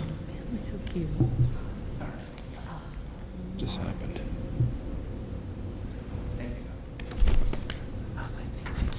Spinning on the floor. He's going to do it from the floor? Someone taped this. I don't want to. It's fine. I got a clicker. It'll work. It'll work. Yeah, it works.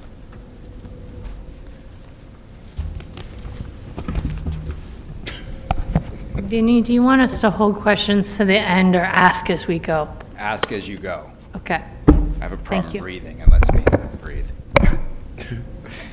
So thank you guys for joining us again tonight. I know most of you were here last night. A lot of these slides are very similar to last night, so rather than make you guys kind of suffer through the same piece of information, the slides that are pretty much identical to last night, I'm going to try to go through a little quicker, but of course, if you have a question or I'm going too fast, don't hesitate to stop me. Before I go through the presentation, I'd just like to explain some of the exhibits you have linked on your agenda so you know how they all work. The first exhibit is obviously this presentation. If you jump down to your third exhibit, that's the one that has the cover sheet that has the nice sign on it. This is our full account detail of all 402 of our active accounts. This is broken out by each of our schools and departments and shows you literally every single line item, how much we budgeted for, how many FTEs are in it, and what that changes year over year, as well as budget to actual data, I believe going back 3 fiscal years. If you jump forward to the second exhibit, it's kind of looks similar to this, but it has the detail by school and DESI category. This breaks out all 5 of our schools and 7 departments into the 12 different DESI categories. There's over there are over 66 different DESI categories broken out in that presentation. It breaks out the entire $3.2 million increase year over year, literally down to the dollar within those 66 different categories. If anyone wants to know what makes up that $3.2 million, exhibit number 2 is probably the most detailed and can hopefully answer that question for you. If you then go to your fourth exhibit, it's the summary of all changes.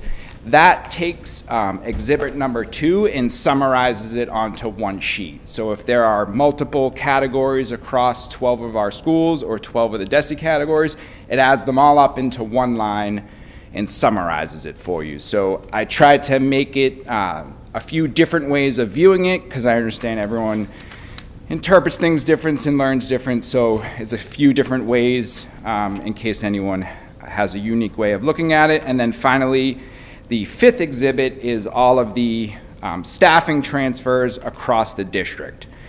Now on exhibit number 5, I did try to indicate on each of these changes, whether it was a transfer, whether it was level service, or whether it was a new ask. Overall, we are recommending going up 1.3 FTEs.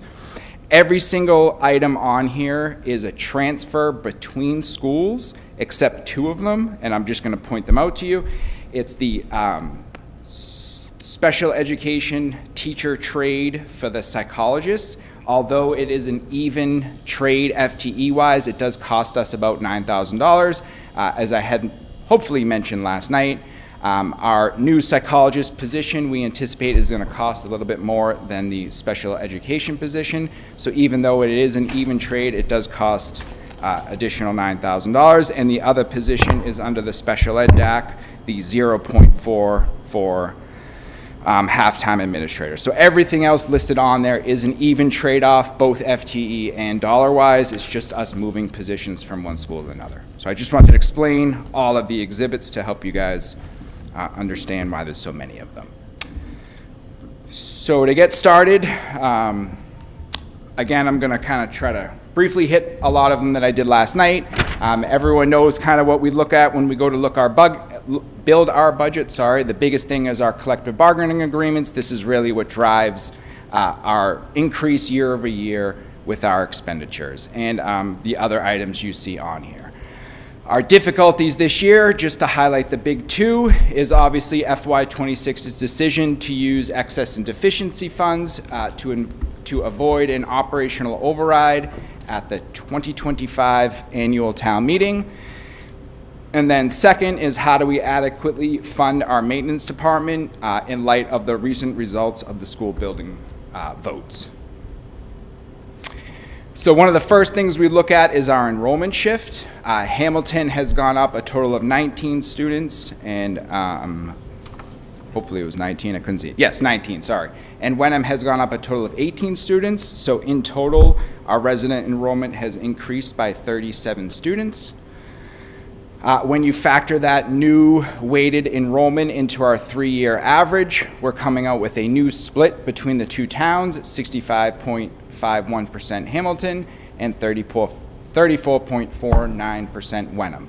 That means if we rolled our FY26 budget into 2027 and didn't change any expenditures whatsoever or any revenue estimates, it would mean that Wenham would still have an increase to their tax assessment by approximately 1.2% or roughly $152,000, and the town of Hamilton would see a reduction of the same dollar amount, but for them it would be a reduction of 0.62%.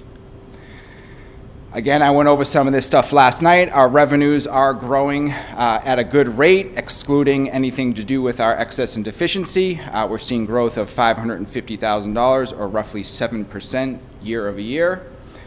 For our expenditure summary, what I have displayed here is what I would consider almost our normal year over year turnover from FY26 to FY27. So this would exclude our additional request for maintenance. So if you take that out, which is an additional ask for FY27, our normal year-over-year turnover would be $2.6 million, or roughly 5.67%. So I wanted to try to show you what that would have been like if everything else was held normal. So we factor in our enrollment shift and our estimate for revenues, excluding E&D, and then you factor in that $2.6 million, which would have been our normal turnover. We're left with an increase to the net town assessment of just under $2.1 million, or a 5.64% increase. This would have been, yes, of course, yep. You have E&D there going to operating budget, correct? And isn't that what you told us very forcefully yesterday that we shouldn't be doing? Can you ask that again? I didn't quite understand. So on this, you have E&D from the 873.53 going towards the operating budget. I'm talking about this number right Yeah. here. That is Wenham's assessment. That's Oh, not- okay. Nothing to do with E&D on I this was slide right confused. here. I'll wait till you get to it then. Yep, so if you exclude the E&D situation and you kind of took it out of the equation, our normal turnover would have resulted in these numbers here. Right. An overall 5.64%, which would have translated into an additional $873,000 just to Wenham which they would have saw just under a 7% increase. Hamilton would have saw just about under a 5%. Again, that's if we didn't have the E&D situation and if we didn't ask for the additional maintenance requests. Just want to make sure that's clear so you understand where these numbers are coming from. I wanted to display to you what the year would have been if we didn't have these two unique scenarios. Does that make sense? Okay. So I went over this last night. Our major two changes year over year is around our staffing. Our biggest item on here obviously is our COLAs. Most of our bargaining units are at a 3.5% COLA for FY27. That translated into about $1 million increase to our overall payroll. Ultimately, for FY27, we're recommending a payroll budget of just under $29 million, which is up 4.2% when you compare it to FY26. Our health insurance is going up just under $600,000. The main two drivers of this are obviously our premium rate increase. That's adding roughly $477,000. And then our move from the 63% district match to a 65% adds another $122,000. When you roll this up and compare it to our FY26 budget, it's the increase of roughly $600,000. Some other major notable things that I did not go over yesterday, or at least didn't touch upon on a slide, is our overall transportation. I'm estimating this is going to go up about $166,000. As you know, we recently signed a 10-year agreement to electrify our fleet. In that 10-year agreement, it obviously lays out what our increase is every year. For FY27, we have a rate lock with a 5.25% increase. This breaks down to a $62,000 increase for our special education transportation, another $62,000 increase for our general transportation.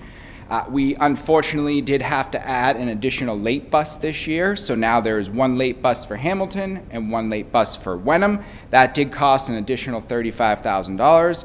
And then we do have a small increase related to a few field trips that the district does fund the transportation for, and a few line items in the athletics budget that we directly pay transportation for as well. This does not include the transportation for the athletic department that is split between the district and the participants. So that user fee match, that goes towards transportation as well, but that is not included in this number. The only number in here is transportation that the district pays 100% for. The next item is our Essex County retirement contribution. Now, how this is calculated is Essex County takes all of its members, all of the surrounding communities, and adds up all of our payroll, and then divides it out percentage-wise. The Essex County retirement system last year collected $54 million from all of their entities. Of that $54 million, Hamilton Wenham owns roughly 2.5% of that. So our assessment comes out to roughly $1.4 million. Last year, for the FY26 budget, the Essex County retirement system increased our appropriation by just under 11%. We will not receive our final number until mid-December. Right now, I just have a hold in there, and I set it equal to that same exact 11%, just assuming that they're going to hit us with the same percentage increase as they did last year. Just to note, that was high last year. I'm hoping it is not that high and it's lower, but nonetheless, that number will be updated, hopefully by the tentative, if not definitely by the final budget, but right now that is just our current estimate. We have included a payment into our capital stabilization fund for $100,000 to start planning and putting funds away for any future projects that might happen. Next is our utilities. Just like everyone's seeing at home, our utilities are increasing. Right now I have a modest increase of around $50,000, and that will cover us across the district. Last is our OPEB contribution. In FY21, I believe, we started our OPEB trust fund, and in that document we had unofficially planned to increase that $50,000 every year since inception. We have been able to do that since we started. We're recommending to add another $50,000 this year and stay on that path for FY27. That'll mean a total contribution into our OPEB of $350,000. Vinny, I have a Yes. question. I have a question too. Yep, of course. Go ahead.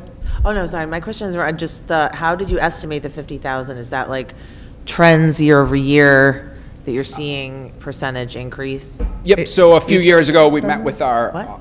I'm sorry, I didn't know. Utilities. Okay. Oh, sorry, I thought you Yep. meant OPEB. Sorry. Oh, I guess Utilities. I could probably ask the same question for OPEB, but I've just focused on utilities because I just know they're increasing so much across the board. That's based on like what we did last year and then, It's based on like a Adding. 3-year rolling A 3-year, average on, okay. on our usage, and then I multiplied that out by what our rate lock was from last year. oh, good, okay, So, thank you. You know, it's not an exact science, sure. but at least over the past 3 years, hopefully we had a cold year and a not so cold year. Cold year, not so cold year. Yeah, I just wanted to ask about Yep. capital stabilization. of course. Last year, did we, Yep. We didn't, last year, meaning like this FY '26? 6, there is no contribution. So this 100, yeah. Okay, thank you. Right now, we are 0. Yep. No, in that's what I wanted to know. FY26. There is funds in there, but we do Right, not there's contribute existing additional. funds, but we didn't contribute That's in correct. FY '26, or aren't contributing in FY '26. Okay. Correct. The only thing is OPEB in FY '26 for approximately $300,000, but nothing for capital stabilization. Yep. Coming back to utilities, I was looking at the breakdown. It looks like utilities at the high school, you budgeted a little over $11,000. The increase? Right. Yep. Why, what about the fact that we now have massively better energy efficient boilers? Yes. Do you still think we'll get that much of an increase? Again, it is very unpredictable. I- I do anticipate it. A little problem with the high school and middle school is we have 1 year of bad data. For FY '25, we did not use gas to heat our building. We trucked in oil because the boilers were down. So for all of FY '25, when we saw those massive increases in utilities, it's bad data at the high school. So I did layer in kind of an unforeseen at the high school, middle school. Okay. With respect to the boilers, I'm just looking at the additional maintenance requests. There's no mention of that. Did that come out of the previous year? The replacement of the boilers? The replacement of the boilers. So at the end of FY '25, you authorized us to prepay out-of-district tuitions, and that was to use those funds to replace the boilers. So we're using current year operating funds to replace the boilers. And what did that end up costing altogether? Just over $1 million. The project is not complete. I just got another change order today for $8,000. If I had to put a number on it, it'll probably be $1,020,000. Thank you. Yeah. Thank you. Good so far? Okay, so, lost my train of thought here. So just from those 7 items, our salary increases, our health insurance, the transportation, Essex County capital stabilization, the utilities increase in OPEB, we just accounted for $2.3 million of the $2.6 million increase. So there is only about $300,000 remaining that I didn't discuss just by hitting those 7 items. That's where the majority of our expenditures increase year over year. Those 7 items cover 86% of the baseline increase that we're asking for year over year. But that's not where we ended, because we all know we have an E&D issue. So in the slide before, I showed you that on a normal turnover, Hamilton would have had roughly a 5% increase, Wenham would have had roughly 7%, and the district would have been at 5.5%. However, because of the decision last year to use roughly $2.1 million in excess and deficiency to balance FY '26's budget, the way '25 ended, we were only able to add back in approximately $850,000 of that $2.1 million, which leaves us shy roughly $1.3 million that automatically reduces our revenue and increases the assessment if everything else stays the same. Just to note, this number is not certified by the state. It is a low number. I believe it will increase by roughly anywhere from 100 to 150,000. Nonetheless, we will still be short just about $1.1 million in our E&D fund. Yep. Okay. Yep.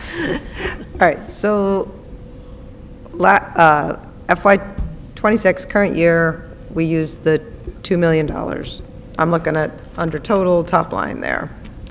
The top line would have been our assessment without the E&D issue. Okay, so, okay. Yep. Well, maybe keep going, and then I'll ask my Okay. question in a bit. Okay. I'll just keep going. Well, keep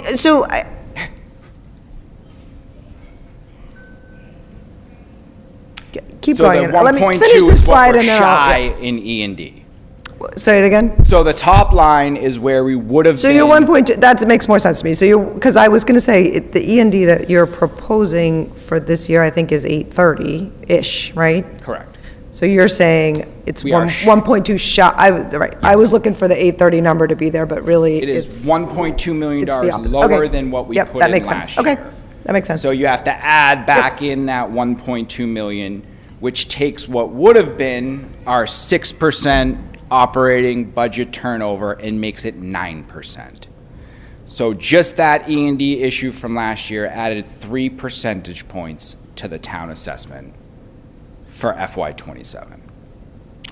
And I think was your question, why is our E&D contribution this year not zero? Is that your question? No, my question is, last night you said that we shouldn't use E&D to pay operating, Correct. because we run into the situation that we just did.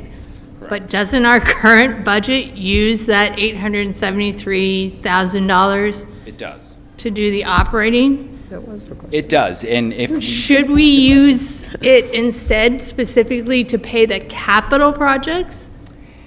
If that would be the committee's wish, of course. However, you will turn that 9% number into 11 or 12%. And this is before our additional maintenance request.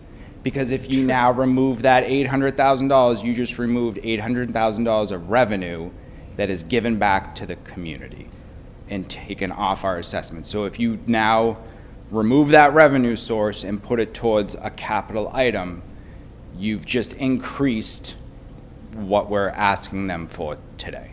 Well, we have those giant capital items already, right? The security improvements, there was like $500,000 worth of capital improvements. You're talking about the security vestibules? Yeah, the security Yep. vestibules, the sprinklers, Yep. all of those. If we put our excess and deficiency towards those large capital projects, instead of towards our general operating budget, won't there be less sticker shock percentage-wise next year? Exact same amount. But next year? FY '28, you mean? For FY FY '28. For the next, not for this year's budget, but for the year after that. Because even though we might get less E&D, we aren't making up. So yes, it would hit us harder this year, but like, But the capital projects are eight- already in the budget, right? yes. So the 830, so it's like robbing Peter to pay Paul. Well, it's not, because the capital projects are not going to be in the budget next year. But they're in the And- budget this year, so. Right, but our capital projects don't cover that entire amount. Yeah. So my question is do we save the difference? So, go ahead. the additional maintenance requests, you guys can change it if you like, but the theory behind that is not a one-time thing. We need to permanently enhance our maintenance department and get funding for it, in perpetuity.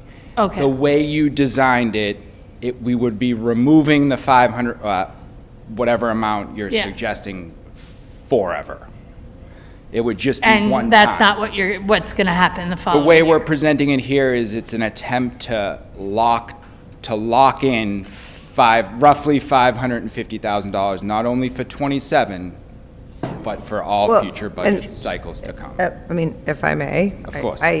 just, we've gotten feedback over the years from the community that, certainly not, but in general, that they want us to focus on maintenance so that we're taking excellent care of our schools, and that oftentimes the first thing that goes when you, is to say, well, do we really need to do that project? And so I guess I'm just sort of saying I understand why it need, like, I want a maintenance line in there because, right, we need it, and we need it to be consistent, because I think that's potentially been a problem in years past, which is why. I 100% agree. You had said yesterday not to use E&D for operating expenses. Can I jump in? Because I think I was asking. In an ideal world. I was asking, you and I were asking, I think, a similar but subtly different, like, I asked Eric a similar question. So we understood last year when we were doing this, we understood when we put that 2 million in, we understood that it would result in exactly this, that you prevent, you're not asking for that much money in that 1 year, and so it prevents asking for an override or potentially just asking for a higher percentage from the towns, but then the following year you still have that in the budget, and so it causes this kind of thing. And I think, and this isn't on this slide, but my question had been, we have since I think 2020, we've had that, I think it's 770 annually. Yep. In E&D that's been going year after year.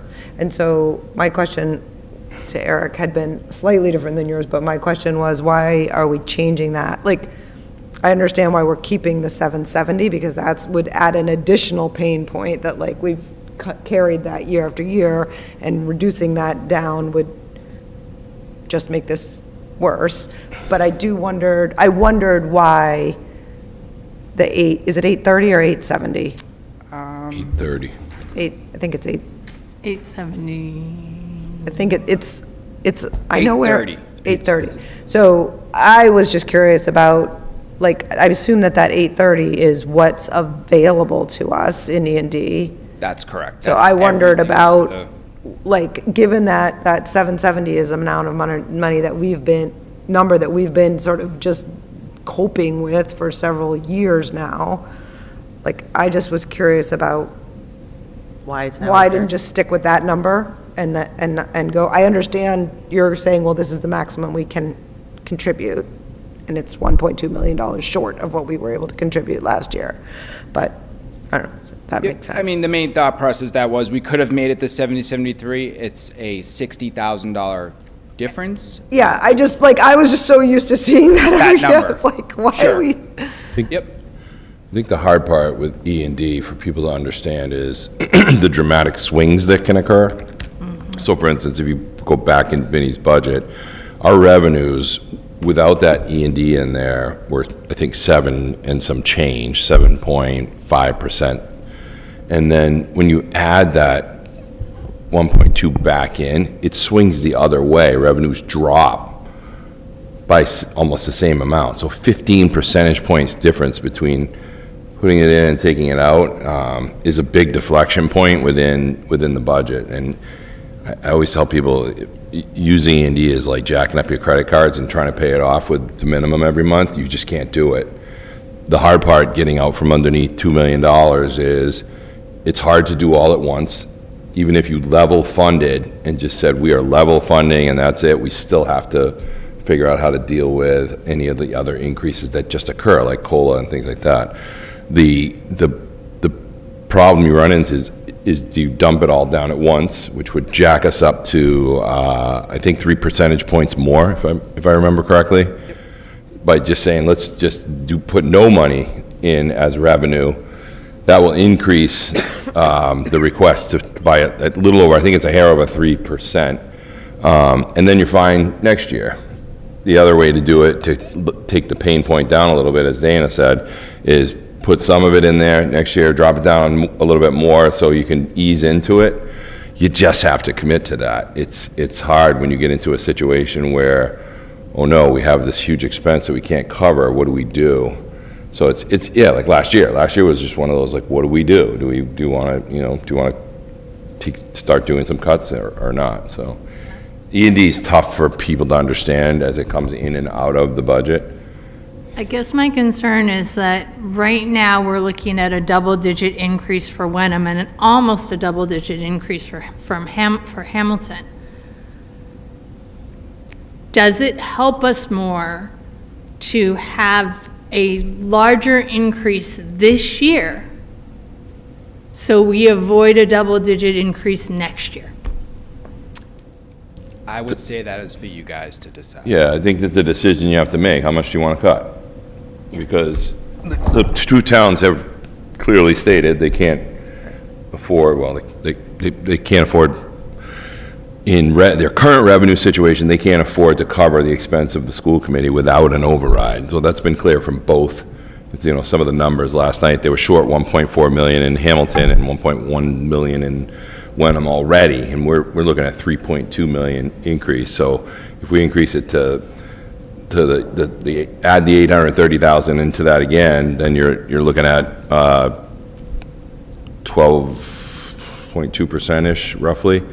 Might be something to You gotta ask the cut towns. some of that and try to go forward with some of it, you know, and these are conversations we have to have over the next 3 months. How do you want to approach this? Do you want to you could just say, you know what, we're going forward with everything and request an override for it all.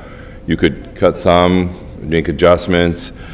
Some numbers will change along the way over the next 3 months because we'll get more solid numbers from the state or from Medicare for retirements and things like that, but it's not going to be a big impact that we're looking for. So there's a number of routes to go. I think that's just part of all the discussions we'll have from now through February 12th when we vote a final budget. Yeah, and that's what I was kind of getting at. Do we take a big override Yeah. this year so that we don't have one next year, or do we take two smaller overrides over the course of, or smaller overrides over the course of the next 3 or 4 years, depending on how we choose to like spread that pain out? So that is definitely something we would be looking upon you guys to give us your opinion on which way you would like to go. The assumption here I made, and maybe I should not have, was that this was already such a large increase. We didn't want to take it from 9% to 12%. So that is why I put in the 830 as just a revenue offset, but I just don't know which is committee more wishes, we can palatable. Do we certainly- do, 12% now, and then next year, we only have to do 6% or 5%? Right, and you have to have that discussion within the realm of everything we'll be looking for at the ATM, the town meeting. Because the roof project's $10 million. We're targeting that to also be in there. So that's a debt exclusion. Do you want to do an override and a debt exclusion? That's a conversation. So there's a lot of things wide open right now. The windows are open and we need to shut some. So how we do that is just really part of the conversations we'll have for the next 3 months. Like I said, the only reason I asked about it is because you said yesterday not to spend E&D on. I don't disagree, and I would love to taper it down. In my opinion, this was just the wrong year to do it. With numbers this large, it was trying to make them as small as possible, but if everyone thinks that we would be better off taking it all in 1 year, we can certainly change it. That's why it's a preliminary budget. Just something to think about. Yeah. Things to think about, Yeah, I think that's just, right. Definitely. Things to think about. Yep. Okay.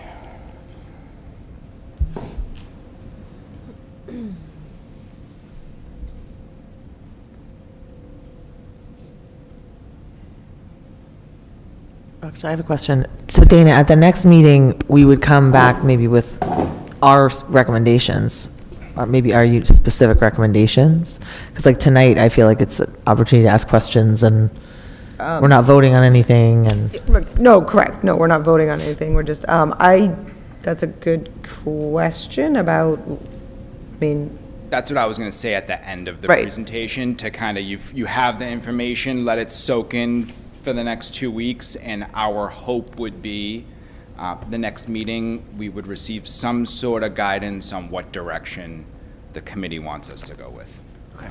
Because if we don't get it at the next school committee meeting, that guidance, there's only one more meeting before the tentative vote. So if possible, it would be great to know by the next meeting, but I understand it's big You don't numbers. want us to wait till the week before that tentative vote and tell you to Right. completely rewrite the budget? Yeah, I mean, I of course will if that's what happens, but if I could avoid it. No, that's it. Okay, so everyone knows where we are now. We had our normal operating turnover of the 5%. We had to add in our E&D shortfall. We are now at a 9% increase to the assessment combined. However, as I stated last night, we are asking for an additional $550,000 for these maintenance items that I went over last night. Do you want me to go through them, or everyone's comfortable? Okay, I'm just gonna fly by it then. Dave, I want to make sure you don't have a question because I know you didn't see this yesterday. Do you want to ask me anything about it? Feel free to ask me whenever you want, though. I was just offering. So thank you. This is more of a clarification question. So the new vestibules are not going to incorporate bulletproof glass? Is that what you said last night? Correct, not at that price. Okay. Correct. That was my question. Just wanted to make sure I understood that from. Do we know roughly what it would cost to get bulletproof? Probably 10 times that amount, fully. I mean, if you're talking about fully, there's different levels of security glass, so you can, so when we were talking about the new building, the glass, and I can never remember the name of it, it came out of Sandy Hook. I think it was called school glass. Yeah, school glass maybe, something, but it's not bulletproof, it's just a little more resistant than a regular pane of glass, so there's different levels, so it really would depend on it, but if you put fully bulletproof in there, that's an expense. It's a big expense. I remember the cost many years ago doing Wilmington High School, we were looking at it just for the 2 front doors, and it was like $11,000 a door. It was, it's expensive. Well, and I mean, I guess it doesn't matter because it's just a vestibule, but I was going to say, then there's other factors, because if there's a fire, you can't break it. Yeah. So, I mean, so. It's really, until we get this direction on what we're gonna do with these buildings, it's a short-term containment solution. Somebody with a gun wants to get in your building, they are getting in. There are all kinds of ways to get in the building, with firepower. Even without, you can break the glass and go in a side window in every single school. So this is really a day-to-day containment of people coming into the building, so they're not just waltzing right in and going. We're able to stop people, identify them, figure out why they're there, and then have a conversation with them. But based on the statistical probability of any of our schools having a mass casualty shooting event, is this really where we want to spend our money? I honestly think it's a good solution for the safety of our staff and kids. It's not really going to make it that Can I much just- safer. Yeah, it's just a matter of getting some containment, so that people aren't just walking into a cafeteria full of kids. I'm sorry, but I think it's also not, I mean, just because of the world we live in, it's like that's the only thing that you could just think about. But there are lots of other reasons where you would want to contain people in there. There are custody issues, like parents That's the coming first in thing for I thought, custody custody. issues. There are people that might want to come in and don't have a weapon, but they're still not don't someone want you them want roaming around the school. So this is, Yeah. it is a security that can protect kids. It's not only there for a firearms incident. Yeah, and it's not my number one choice. If I had a choice, I would do several other things, but as we saw in the other design of the consolidated building, lockdowns and, safer locations, there's a lot more tools on the market, but this is really, how do we secure these places right away so that people aren't just walking in? Okay. Advance? Okay. So after our normal 6% turnover, after we factor our E&D, we're at the 9%. Then when you layer in our additional request for maintenance for the $550,000, it brings our final preliminary FY27 operating budget recommendation at an increase of $3.9 million, or roughly 10.5% year over year. That's where we are sitting right now for our operating budget. Just to lightly hit on our debt, we had 3 of our 7 projects roll off in FY26. Ultimately, the only 4 we have left is the Cutler roof in summer 2013, our Bucher and Winthrop boilers, our new Cutler feasibility, and new athletic turf bond that Kevin came in earlier and presented on. So when you wrap together our operating budget and our debt, our total assessment to Hamilton right now is an increase of $2.4 million, or roughly 9.6%. For Wenham, it's $1.5 million, or roughly 11.6%. And as the district as a total, it's an assessment increase of $4 million, or roughly 10.32%. So that wraps up my original presentation. I did add one minor slide just to show you guys a little bit more about the budget. So when you look at our FY27 operating budget right now, as it stands, what we just presented, our total salaries, district-wide, all departments, comes out to $28.7 million. Just salaries alone represent 58% of our total operating budget for 27. Factor in our health insurance, it's another $4.8 million and another 10% of our total budget. If you then add in all of our other benefits that we offer, our 403B plans, our other insurances, our Essex County appropriation, it's another 5%. So just in personnel alone, we've already hit 72% of our total operating budget. This is obviously the biggest bucket in the total operating budget. I just went a little bit further and tried to break down a couple of our bigger items. Add in out-of-district tuitions, you're at another 10%. So right now we're sitting at 82%, and we've only talked about 2 things really, our staff and our out-of-district tuitions.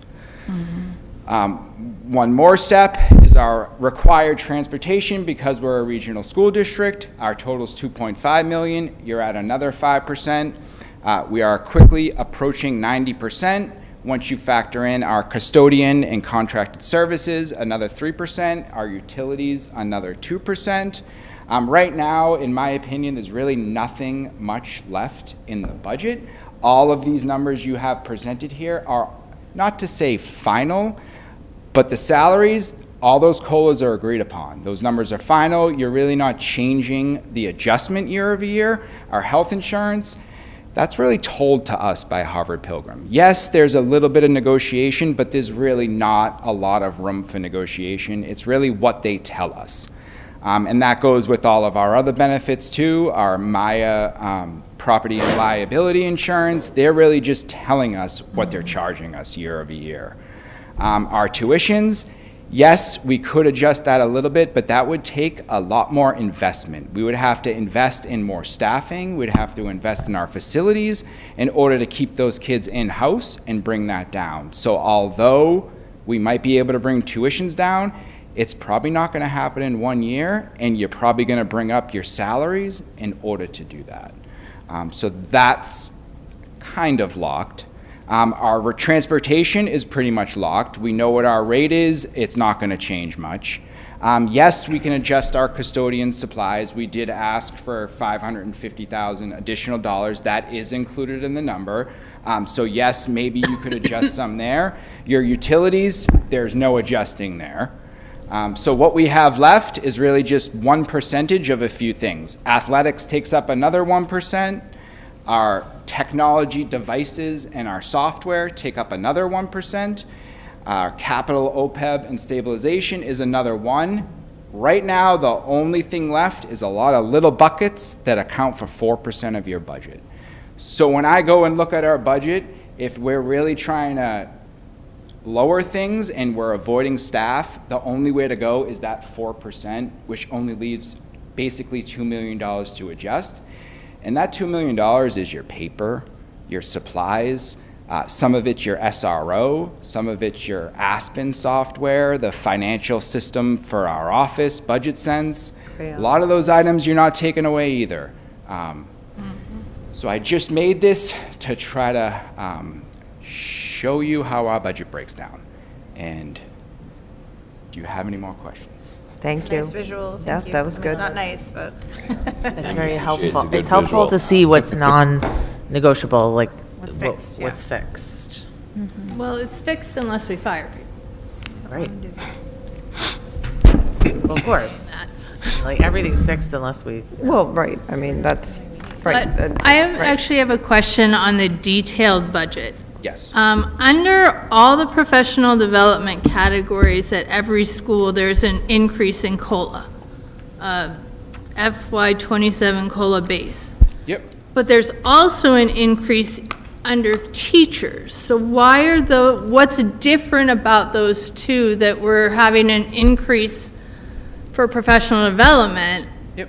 That's not, like, is that separate from the COLA increases for the teachers? No, so when you have your teacher's contract, I'm using round numbers. There's 190 teachers under that contract. Some of them are nurses, some of them are instructional coaches. Your nurse doesn't fall under your DESE teachers category. For DESE, the teachers category is more your grade school teachers, your 1 through 5, and your subject matter teachers at the secondary level, your math, science. Once you get into instructional coaches or nurses, that moves out into other DESE categories. So under professional development, the only staff members that fall under there are our 3 elementary instructional coaches. Is it 2 or 3? 2. Three. Sorry, I had it right. I knew I had it right. Sorry. Our 3 instructional coaches, and then at the administrative level, it's Jen Clifford, part of our professional development coordinator. Those are the only staff members who actually fall under the professional development DESE category. Did that answer your question? That does. My other question was, I'm sorry, is operation and maintenance At any in particular school? at the or- regional high school. It looks like the change from high school custodian to athletic complex sub-floater maintenance floater base is listed twice. So you have 2 different things happening here. So how I break this down is really over the 11, 13 years of people asking me what the difference is. I've always tried to categorize them different. So you have your base with somebody and you have your stipends. So the theory here is we're taking a day person and moving them into a different facility, which now moves them on the collective bargaining agreement into a different area. So that increases their base because their hourly rate changes. But then in addition to that, we're thinking they're going to be second shift, which then adds a stipend to them for their shift differential. I separated it in 2 different ways so people can see, if you apply a COLA to a base, it might be one number, but if you apply it to your stipends, it can be a completely different dollar amount because I separate the 2. That's why it's really listed 2 different ways. Thank you. I certainly could have just added them together and said that's our difference, but I just, like I said, it looked to me that maybe it was listed yep. twice and I wasn't sure. yeah, so the 11,000 is because of their base change in hourly rate, because now we're categorizing them different, and then the bottom number is their shift differential. Okay. So that's why it's And I listed think like that. My last question was on special education, because we have other under teaching services. We have $24,825 for contracted services, but we just hired a psychologist. Will that psychologist take over those duties? Can you just tell me again where you're looking? It's under special education, Yep. under other teaching services. Oh, the therapeutical Yeah, contracted because we services. just hired a psychologist, and so we saw that increase in another category. Will the psychologist be taking over those duties? So unfortunately, our psychologists are not trained in the younger age, and we have to contract out services for our younger children. We are working on getting them trained at the moment, but right now, they're not. right now they are not. Okay. I have a question for Eric. A few months ago, the committee assigned the task of working out what the cost would be to implement ASHRAE 241 at all the schools. And it was meant to be ready in time for budget consideration. I'm just wondering where that is. As far as I know, in talking to Curtis, he wasn't able to do that because he wasn't able to get consistent pricing. So he couldn't say, this is the exact price for this was the exact price for that. But I can circle back to him and see where he went with that. The last document that we had was, I think, the one you had with, there were very high-level estimates of what it would cost, roughly, for that what was the study? Was it B2B study, the one that you had requested? Oh, yeah, the one that the B2B consultants put together. Right. That was the last thing we had, which ran between $5 and $7 million per school. I think when we looked at that, depending on which direction you went. Yeah, that wasn't specific to ASHRAE 241. That was more optimization of energy use and so forth. Yep. Yeah, it would be handy to get more detail on what he found. Sure, I'll circle back to him. Thank you. Only because you brought up some of that testing, that additional maintenance request does include funds for water testing enhancement across all 5 schools. Oh, good, great. Thank you. Does it also include replacing the lead pipes in the schools that we had things that tested positive for lead? I am not aware that we have lead pipes. There might be. We had a couple of water fountains. Yes, they're positive for lead. It does include replacement of the ones that were triggered. Okay, that was my question. But we're trying to replace those right now. Okay. Yeah, that's in process. It's not necessarily lead pipes. Correct. It's not necessarily lead pipes. It could be the solder. Yeah. So, we've asked, what we did was did the testing. We'll replace the fixtures, which is part of our process, if you will, and then do the testing again. And if it comes up again, then we have to go deeper to figure out what the source is. But we feel like we'll be able to cover our bases with the changing of the actual units themselves, which he's almost done. He's trying to get one of them to fit correctly, but he's almost done. I had a question about the revenue slide. It's number 10. Just a couple things out of curiosity. I know we've all been talking about Eric's recent memo about the Chapter 70 base aid and the challenges with reasonable transportation, because I'm looking at this and it looks like our revenue is going up 7.4, which is great, but the expenses are going up 10.3. So I'm wondering if the Chapter 70 and the transportation aid were funded at the levels that we would better like to see them at, how far would that go to closing some of this gap between revenue and expenses? I know we don't know the nuts and bolts of those formulas, but I'm just sort of curious. It's hard to say because when I spoke about the kind of the regional penalty, if you will, especially for 2 communities that are perceived to be wealthy, the first figures that come out are what's your equalized housing value, and in Wenham, I think the average the equalized housing value in Wenham is slightly over $1 million, and in Hamilton is $846,000, so we're high there. And then they go in and say, okay, what is your average salary in each of the communities? So they do a salary study, they add that in. Those 2 figures alone can throw us off. And then because we're so small, we don't see a lot of L's. We see between 6 and 15 students whose English is not the second language.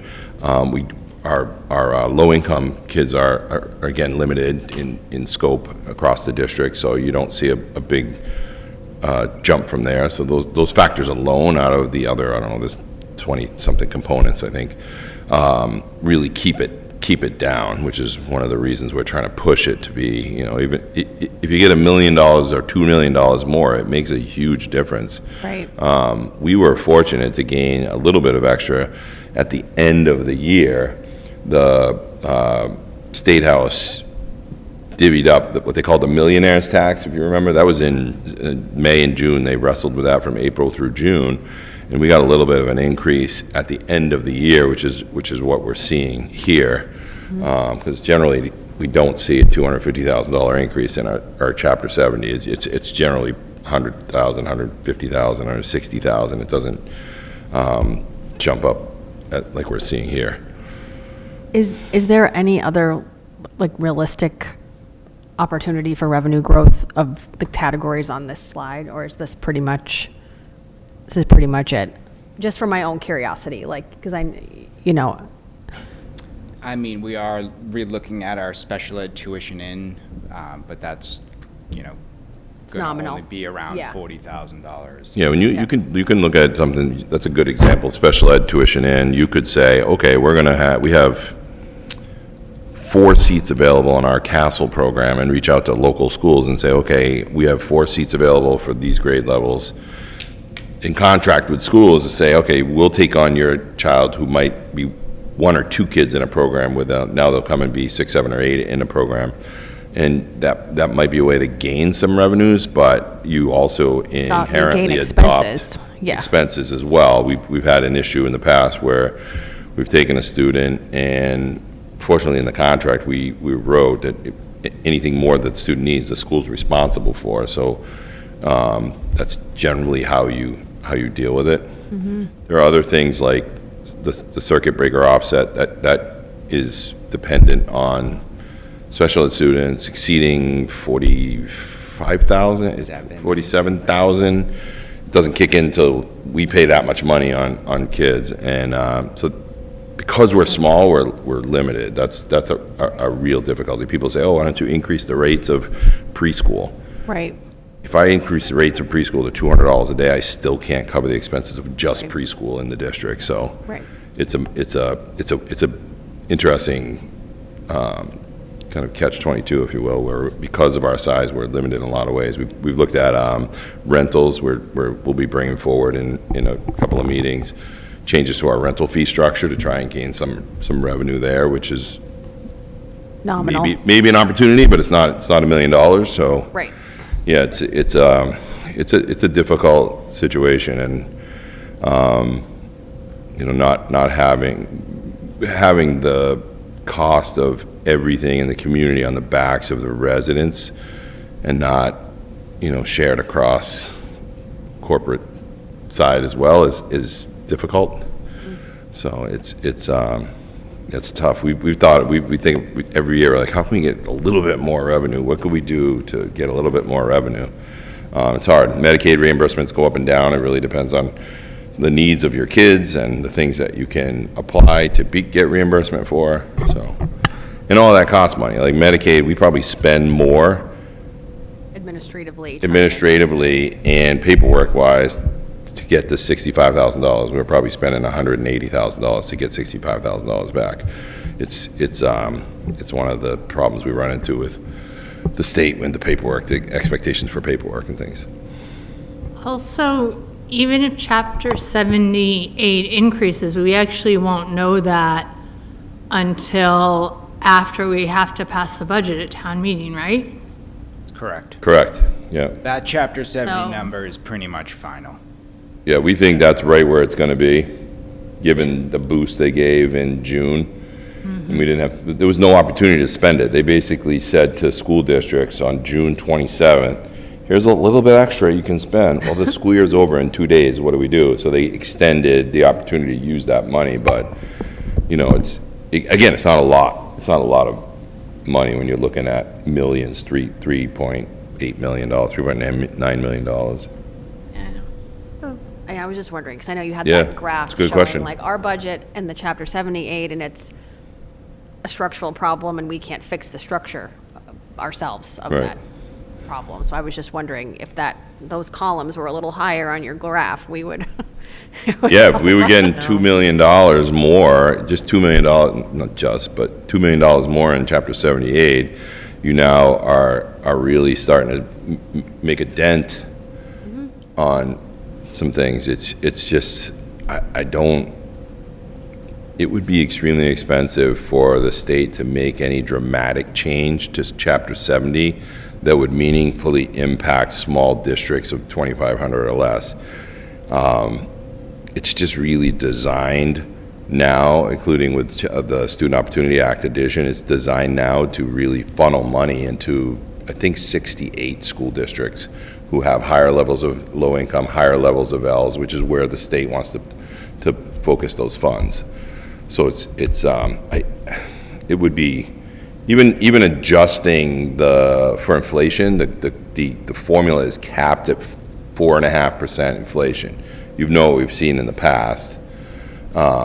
You'll never gain, you're losing before you even start. And, the same thing with some of the special ed costs. We were surprised by over a 14% increase 2 years ago out of nowhere to all the out-of-district placements. The state gave them permission to basically raise their rates by 14 and some change percent. It's usually I think the average was 2.8% on a usual year-to-year basis, and all of a sudden 14% hits. And we were saying to the state, that's a huge hit on us. Nothing else changes. Our special ed costs won't see that increase for another year. They're always a year behind. And it sticks. Once you own it, you own it. That 14% is not going down the next year. In fact, it went up to 3.42 again this year, I think. So it is a never-ending battle of where the state priorities. State is very clear about funneling their money, even their excess money, to places that are focused on, like the Student Opportunity Act is focused on gaps for special ed, gaps for low-income students, Ls, and any of those combined categories. So you'll see a lot more money heading in those directions. So Boston, Worcester, Lawrence, Lowell, Springfield see higher amounts of Chapter 78. So I know it's probably just semantics, but I heard somebody say it, I forget who, that our revenue is growing at 7.5, but our expenses are growing at 10.5. Our expenses are not growing at 10.5. Yeah. Our expenses are 6%. The assessment is 10% because of the E&D issue. Got it. I know as a taxpayer, I wouldn't care because it's 10%. It doesn't matter where it's coming from, but it made me feel better to correct. Thank you. Yeah, no, that's more accurate. That's more accurate. Yeah. Do you guys have any other questions? And revenue-wise, I think we're up 2.5% from last year, right? Yeah. I think it's like 2.6% from last year. So that's moving in the right direction. Unfortunately, everything else is running faster, so. So from here, I'm kind of looking at you guys and what direction we want to go. There's 2 more meetings before the tentative vote. We're hoping that next meeting we get some sort of guidance on what direction we want to go so we can work on it and then maybe at least present it to you one time before you have to take a vote on it. But if not, there is still, 3 months in the budget season to go, but. My concern is that 11%, or it's actually lower than what you first presented to me, which was close to 11%, but even so, it's still a double-digit increase in the assessment to the town, will not pass town meeting. What was it last year? Like, last year it was like 4, I want to say. Because of all the E&D. I think Wenham was in the 5s. Right, but it didn't require an override, so. It did not require an override. Yeah.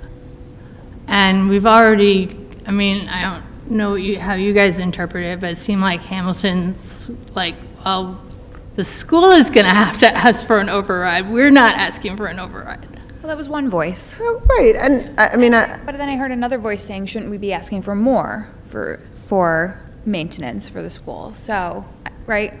Hamilton tells us every year we need to cut half of our budget, and they just tell us I every mean, year. Because, I mean, it makes yeah. sense, because they're in a budget Right. crunch as well. Right. So, yeah, I mean, Yeah, I felt like that meeting, everyone was really saying, like, everybody's in a difficult situation here. I mean, I really didn't, Remarkably cordial, but yeah, no, I mean, I really felt like everyone was sort of saying, like, okay, this is tough all around. I didn't- I'm just saying, the last time we had increases like this, the school, and I wasn't on the school committee back then, but it was close. Well, when is the last time we had a budget override? 20. When Oh, no, an Banyas. override, sorry. An override, it's been a long I time. think 2018. I think Yeah, it it was was when Wenham in Banyas, because we weren't sure because of COVID, No, how no, much state, no, that was not an override. It was, it was. Oh, I promise you it was. 2020? no, 2018. But that's not COVID. that wasn't COVID. 2018, it could have been 2018. It was the one year where the 2018. state wasn't sure how much Chapter 70 aid. That was, That That was was COVID. That was 2020. We were in the tent. You're mixing them together. 2020 was That's where we got the the- 770 that we're stuck the with. committee, right, it was 1.2 million, which everybody was saying that the state was gonna short the town. So I remember that night, because Julie Kuchenberger was not at the meeting, but she called me and said, hey, they just voted the budget, and they took that 1.2 out because they're not sure if it was gonna be there. So that's where that came from, and then we tried making that up over the next 3 years, right? We really, We're still dealing. yeah, we're still behind. That's the That was 770 22. that it's floating Yeah. right there. But I mean, I think that's the last year we had an override, and that barely passed. Like, it Well, was but that wasn't, close. I mean, this is, that wasn't an override. That, We did have a That wasn't capital right. exclusion that same year. I don't know. Yeah, if that's maybe what you're thinking of. 958,000 for maintenance that same year, right? It was the same, well, Yeah. next year. It was the same year, 20 951,000. Yeah, 950. Same annual town meeting of 20. That was a separate capital Was it? budget from the budget Sure, there itself. wasn't an operational override that year, but. Yeah, I haven't seen one since I've been here. I think it was 2009 or 10. but I will say, I don't know what year it was, but early on in the, like, I'm going with like 04, 05, something, we had several in a row. I wish, Yeah. several in a row. Help me with what year that might have been, I don't know, but a long, long time, 20 years ago. Historian? Yeah, it was when Marinelle McGrath was superintendent. Yeah, yeah. It was 20 years. And one of them didn't pass. Yeah, mean- and that's my concern is that it won't pass and then we're in deep trouble. Yeah, I lived it once, but I was just a parent. I was not a I mean, I think that's always a concern. concern. It's real. We have to really figure out, like, what can we cut then? You know? And I like- agree, but I think we have to cut something. But what? I mean, maybe we have to cut staff. But I guess like the question, so I think, I'd love to ask the question of Eric and Vinny. I know the answer because I sit in capital finance, but I would love the rest of the committee to hear. If we were to, entertain cutting staff to meet this number, what would that look like roughly? What would that look People like? need to know that. I mean, based on their numbers last night, you're talking over $2 million. Okay, and so that is a significant amount. 2 million, more than 30. And that is, Don't even want to say the amount of yeah, I- staff members.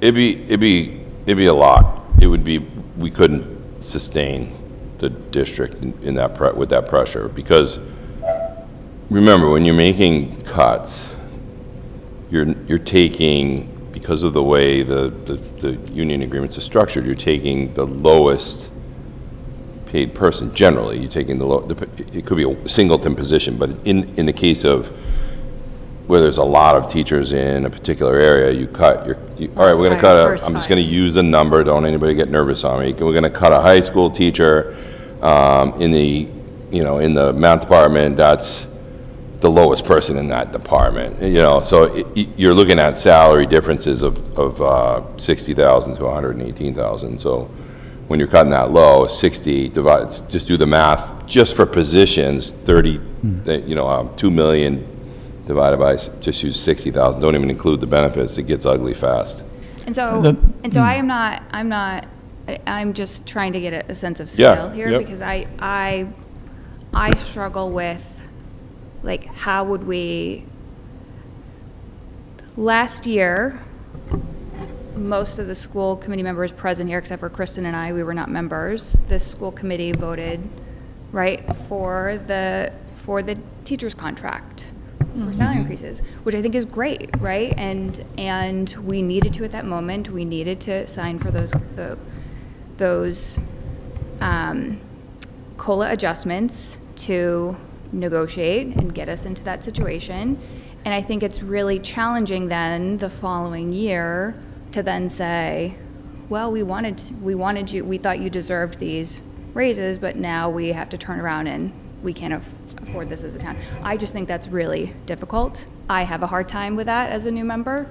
But that was I don't think the school committee's mentioned. saying that. I think that the towns are saying that. Yeah. But so, and that's why I think we as a school committee have to stand up for this decision and speak I on behalf of can't, that. not unless we meet somewhere in the middle. We've got to show that we're willing to give on something. Yeah, I am not willing to give on that. So this is, that's where I am. But this is why we have these budget discussions, you know? It's a budget is a statement of your values.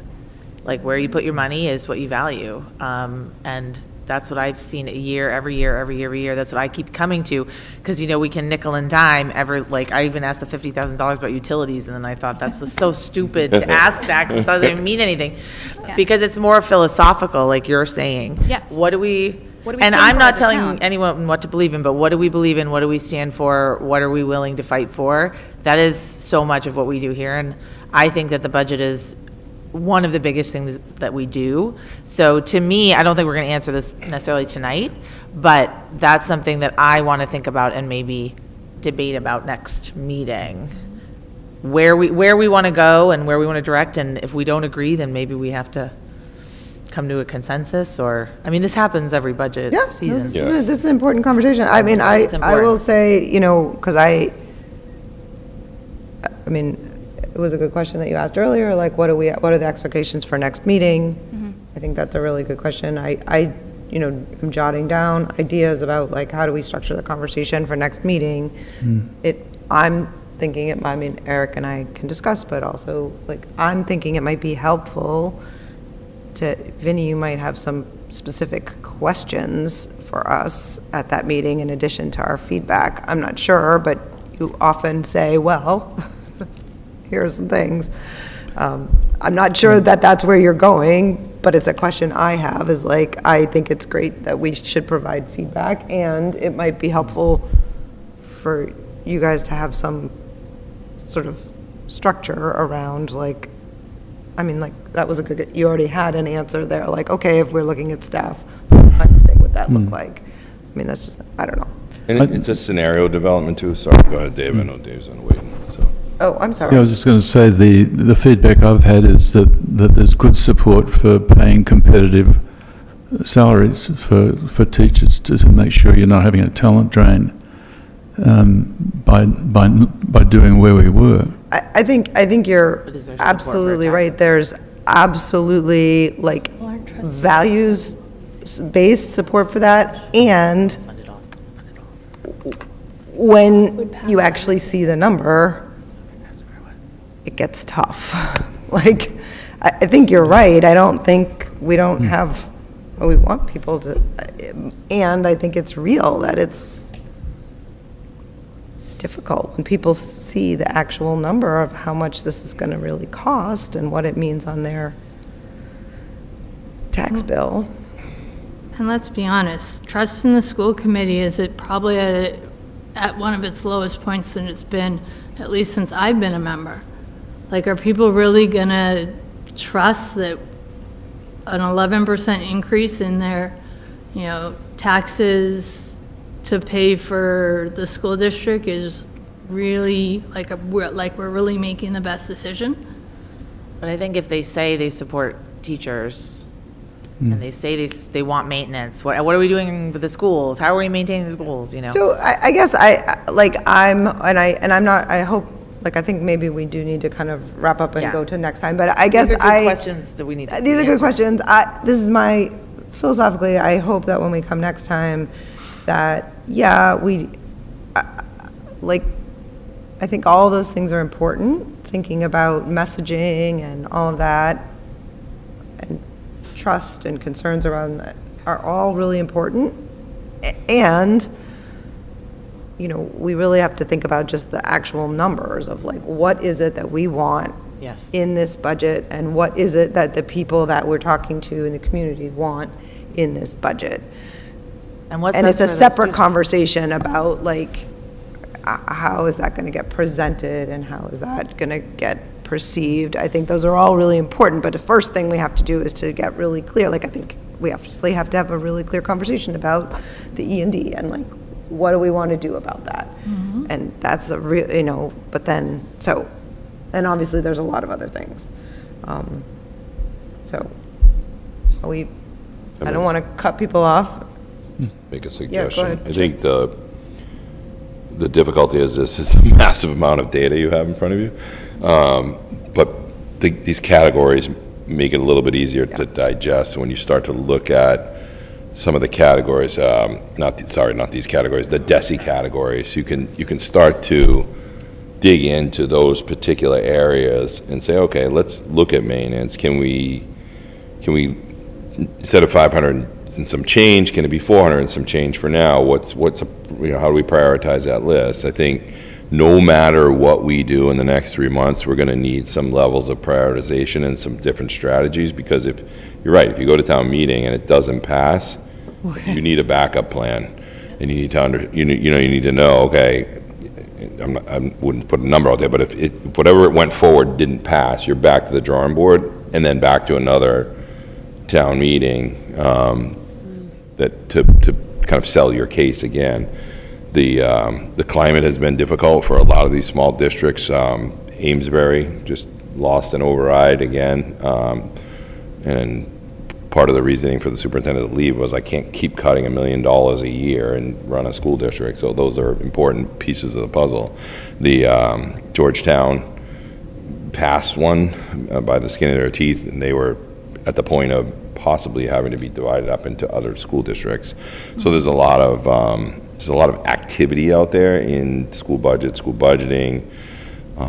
You're seeing those conversations everywhere. Some communities started before us. They started last year. Andover, North Andover. I mean, some of the teachers that we were fortunate to hire, really good teachers this year, because they were laid off in another district. So it was helpful for us to be able to kind of do that for the first time in many, many years. If you remember, we had so many unfilled positions over the time. So we've had a really good opportunity in the last 2 years to solidify people that we have in place, and you're seeing some positive outcomes for it. So it's a values conversation, but I would also encourage you, if you're new or even if you're not, if you're looking at something you don't understand it, please reach out to Vinny and I during the week and ask the question, so that you can come to the meeting and say, okay, these are the things I'm thinking about, these are things I'm thinking about, because I think we got to just throw them all on the table and figure out what will make sense as maybe in different levels of depth. The other thing to remember is we're asking for the roof money too. Yeah, you got a debt exclusion on top of a possible override. Yeah. And that's the reason we used E&D last year, was so that we would not have a debt exclusion and an override in the same year. That is correct. Correct.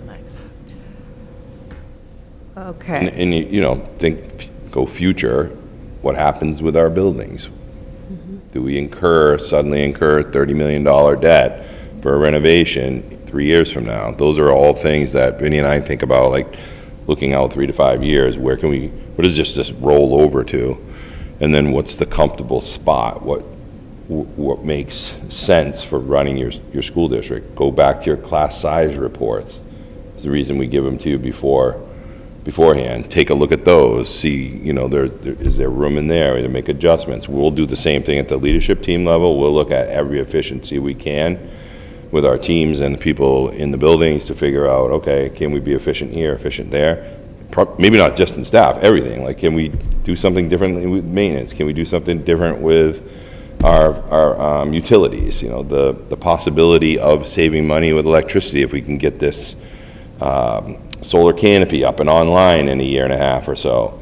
That makes a big difference in the budget. So there are lots of little pieces to this that we have to kind of keep in mind, so. And this, It's almost 10. Yeah, well, no. Almost there.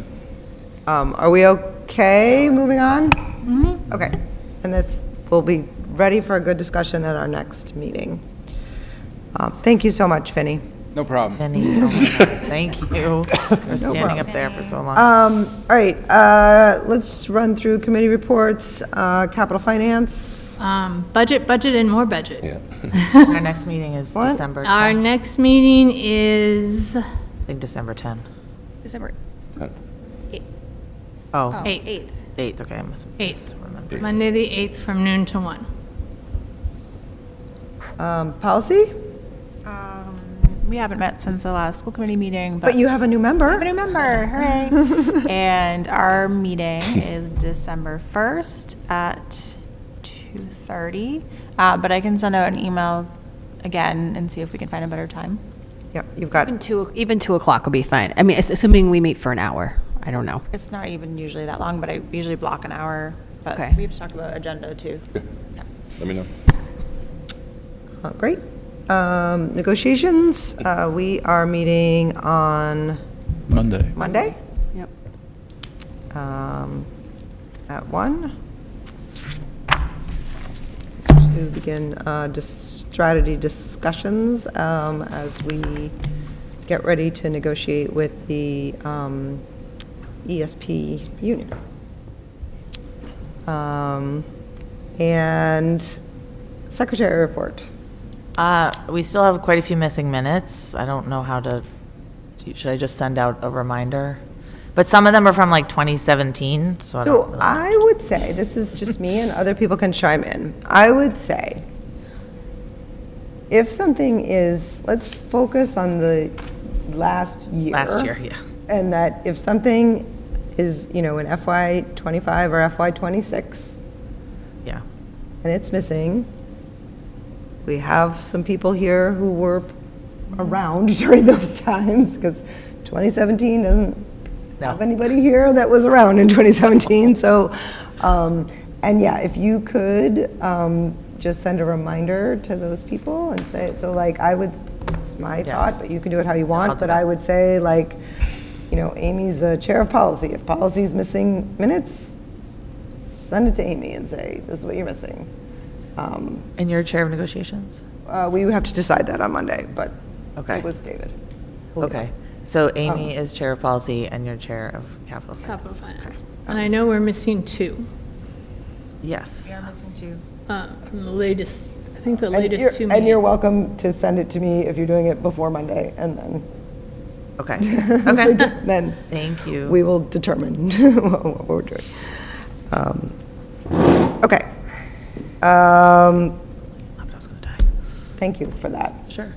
And we're doing okay, and we always are up to date on the whole Yes. committee is always up to date. Yep, Janelle said the whole is- committee's up to date, and we're missing one executive session, and that's me, Which so I'm is gonna do that. Fantastic, that's great. Thank you. Amy, do you have any in our inbox update? No, in our inbox updates, no emails. I haven't received really anything. Yeah, since our It's been last quiet. meeting. Okay. All right, thank you. Eric? Real quickly, I just wanted to touch on staff attendance. It came out in the news lately that the state has released publicly teacher attendance, actually all staff attendance for schools, claiming that it's not something that they're going to use in their accountability. I worry about that because I've heard that before.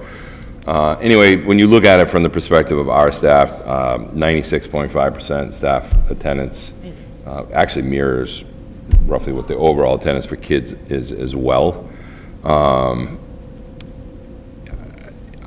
do not have a lot of confidence in the way they collected the data, and I used myself as an example today, and it shows that I was out sick 11 days and I was not over the time period they're collecting. So I still have to kind of work with the state, where superintendent's trying to figure out what makes sense and what doesn't. So the state claimed they're not going to use it for anything, but they thought the public should know. But I think from the perspective of our district, we're fine. Anytime we have an issue with attendance, we deal with it with our unions and the people on the ground, and it's not something we talk about very often in our district. So check off that one for, we're going to dig into that a little bit more. As you know, there have been a number of changes in the United States Department of Education. We are still trying to figure them out. Some of the things that have been moved to the Department of Labor are things like our grants for Title I, Title II, Title III, Title IV. Those entitlement grants have been moved to the Department of Labor, which is fascinating for us. We're not sure how that shifts for us because we're using a state-level system to upload our information. So we're not sure if that we'll still use that or change to a new one. So those things are still kind of more to come, if you will. So we're really waiting to see what moves where in the final destination document that they have, but I guess they haven't finished moving things around. One thing that's important is IDEA, special ed and civil rights, will remain at the U.S. Department of Education, so that's helpful because I think that's one of the bigger areas that schools wrestle with the most, so it's nice that that's not moving.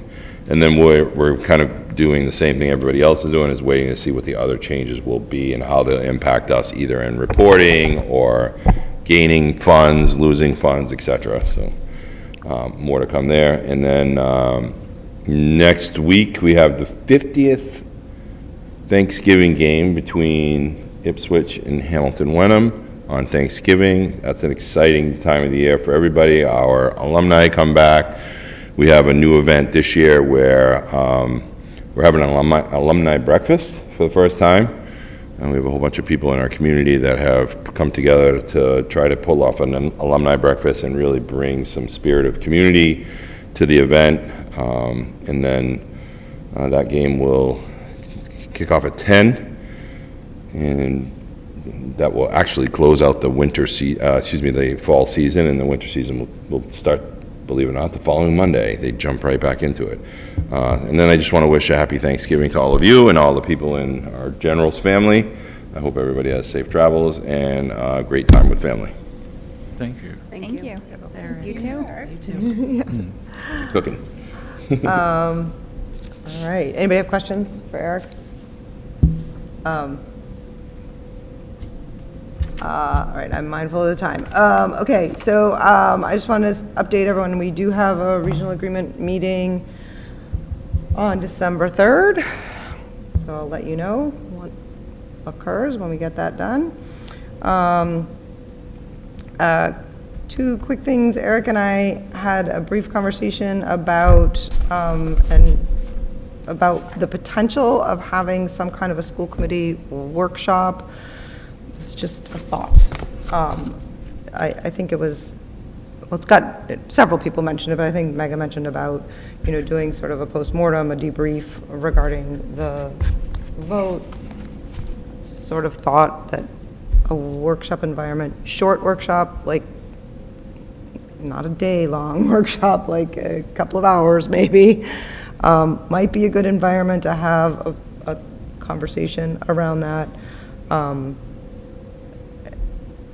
Just letting you know that I might sort of throw that out there in terms of scheduling.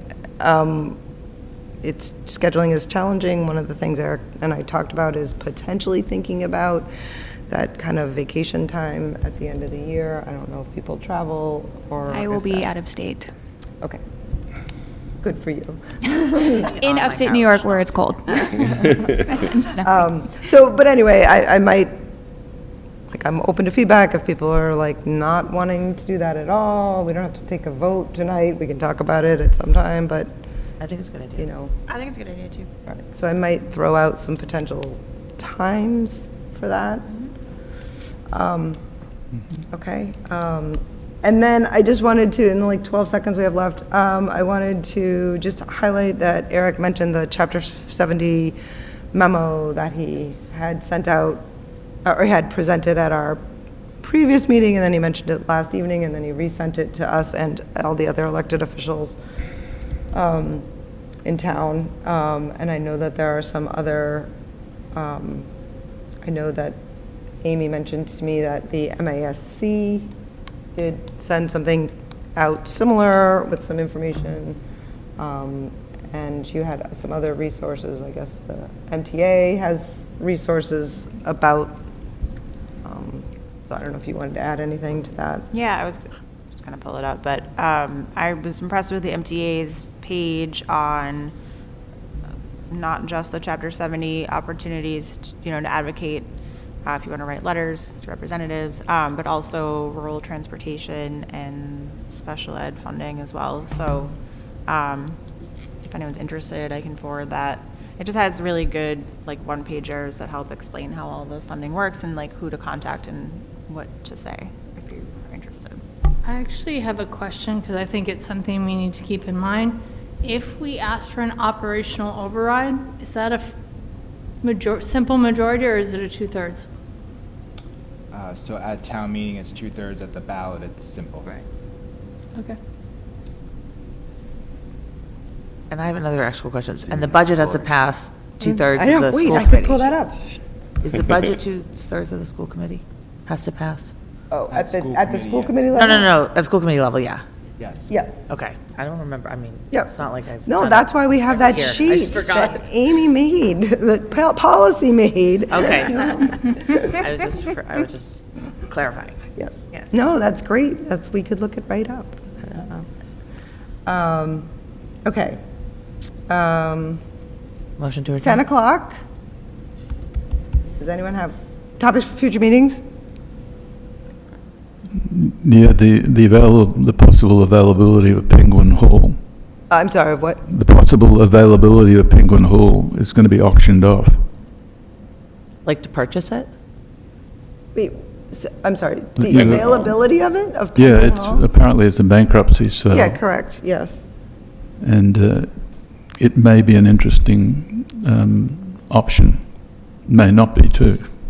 But wouldn't we have had to start that process Okay. last year? We're just looking for topics for future meetings right now.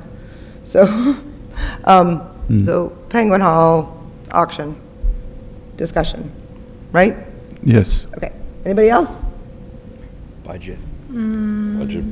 Budget. Oh, yes. Yes. That's a Budget, given. It's budget. written all over here. Budget. What are the results of the survey on the change Oh, yeah. in school times?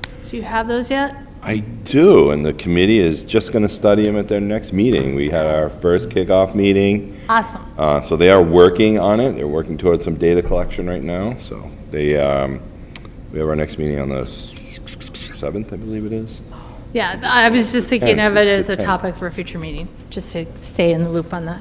Perfect. Yeah, I mean, I don't know if you want to wait for the committee to do all the data, the study, and make the presentation. That's how we outlined it in the goal. If you want to see the data, we can put it out there. It's not a secret, but it's just the committee is going to have it their next meeting to filter through and use to make some determinations. So Okay. it's up to you, whatever, if you want. I don't need a big presentation. It's I easy enough to just what you just told me is, Yeah. like, moving just a forward. status report is good for me. Yep, committee has kicked off. They have been given some assignments. We did a brainstorming session the other night. They have some assignments to do before our next meeting, which I believe is on the 10th. What's the composition of that committee? Sorry. No, quick I'm question. just, No, I am it's on the next meeting. I'm a stickler about this. We took a lot of votes that put it on the like next at meeting. 10 o'clock, so somebody either needs to make a motion to continue the meeting or we need to make a motion to adjourn. I move to adjourn at Topic. 10:03 PM. Second. All right, I heard a second. I'm giving it to Jen. All those in favor? And it's unanimous and we are adjourned. Thought you had the second, Kristen.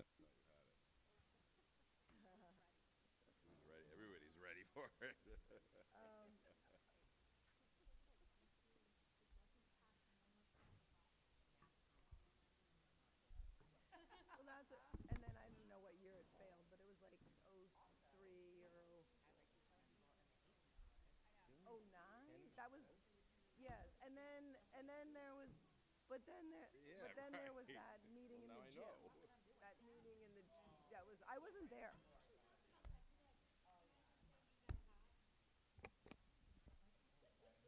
What were you doing, Vinny?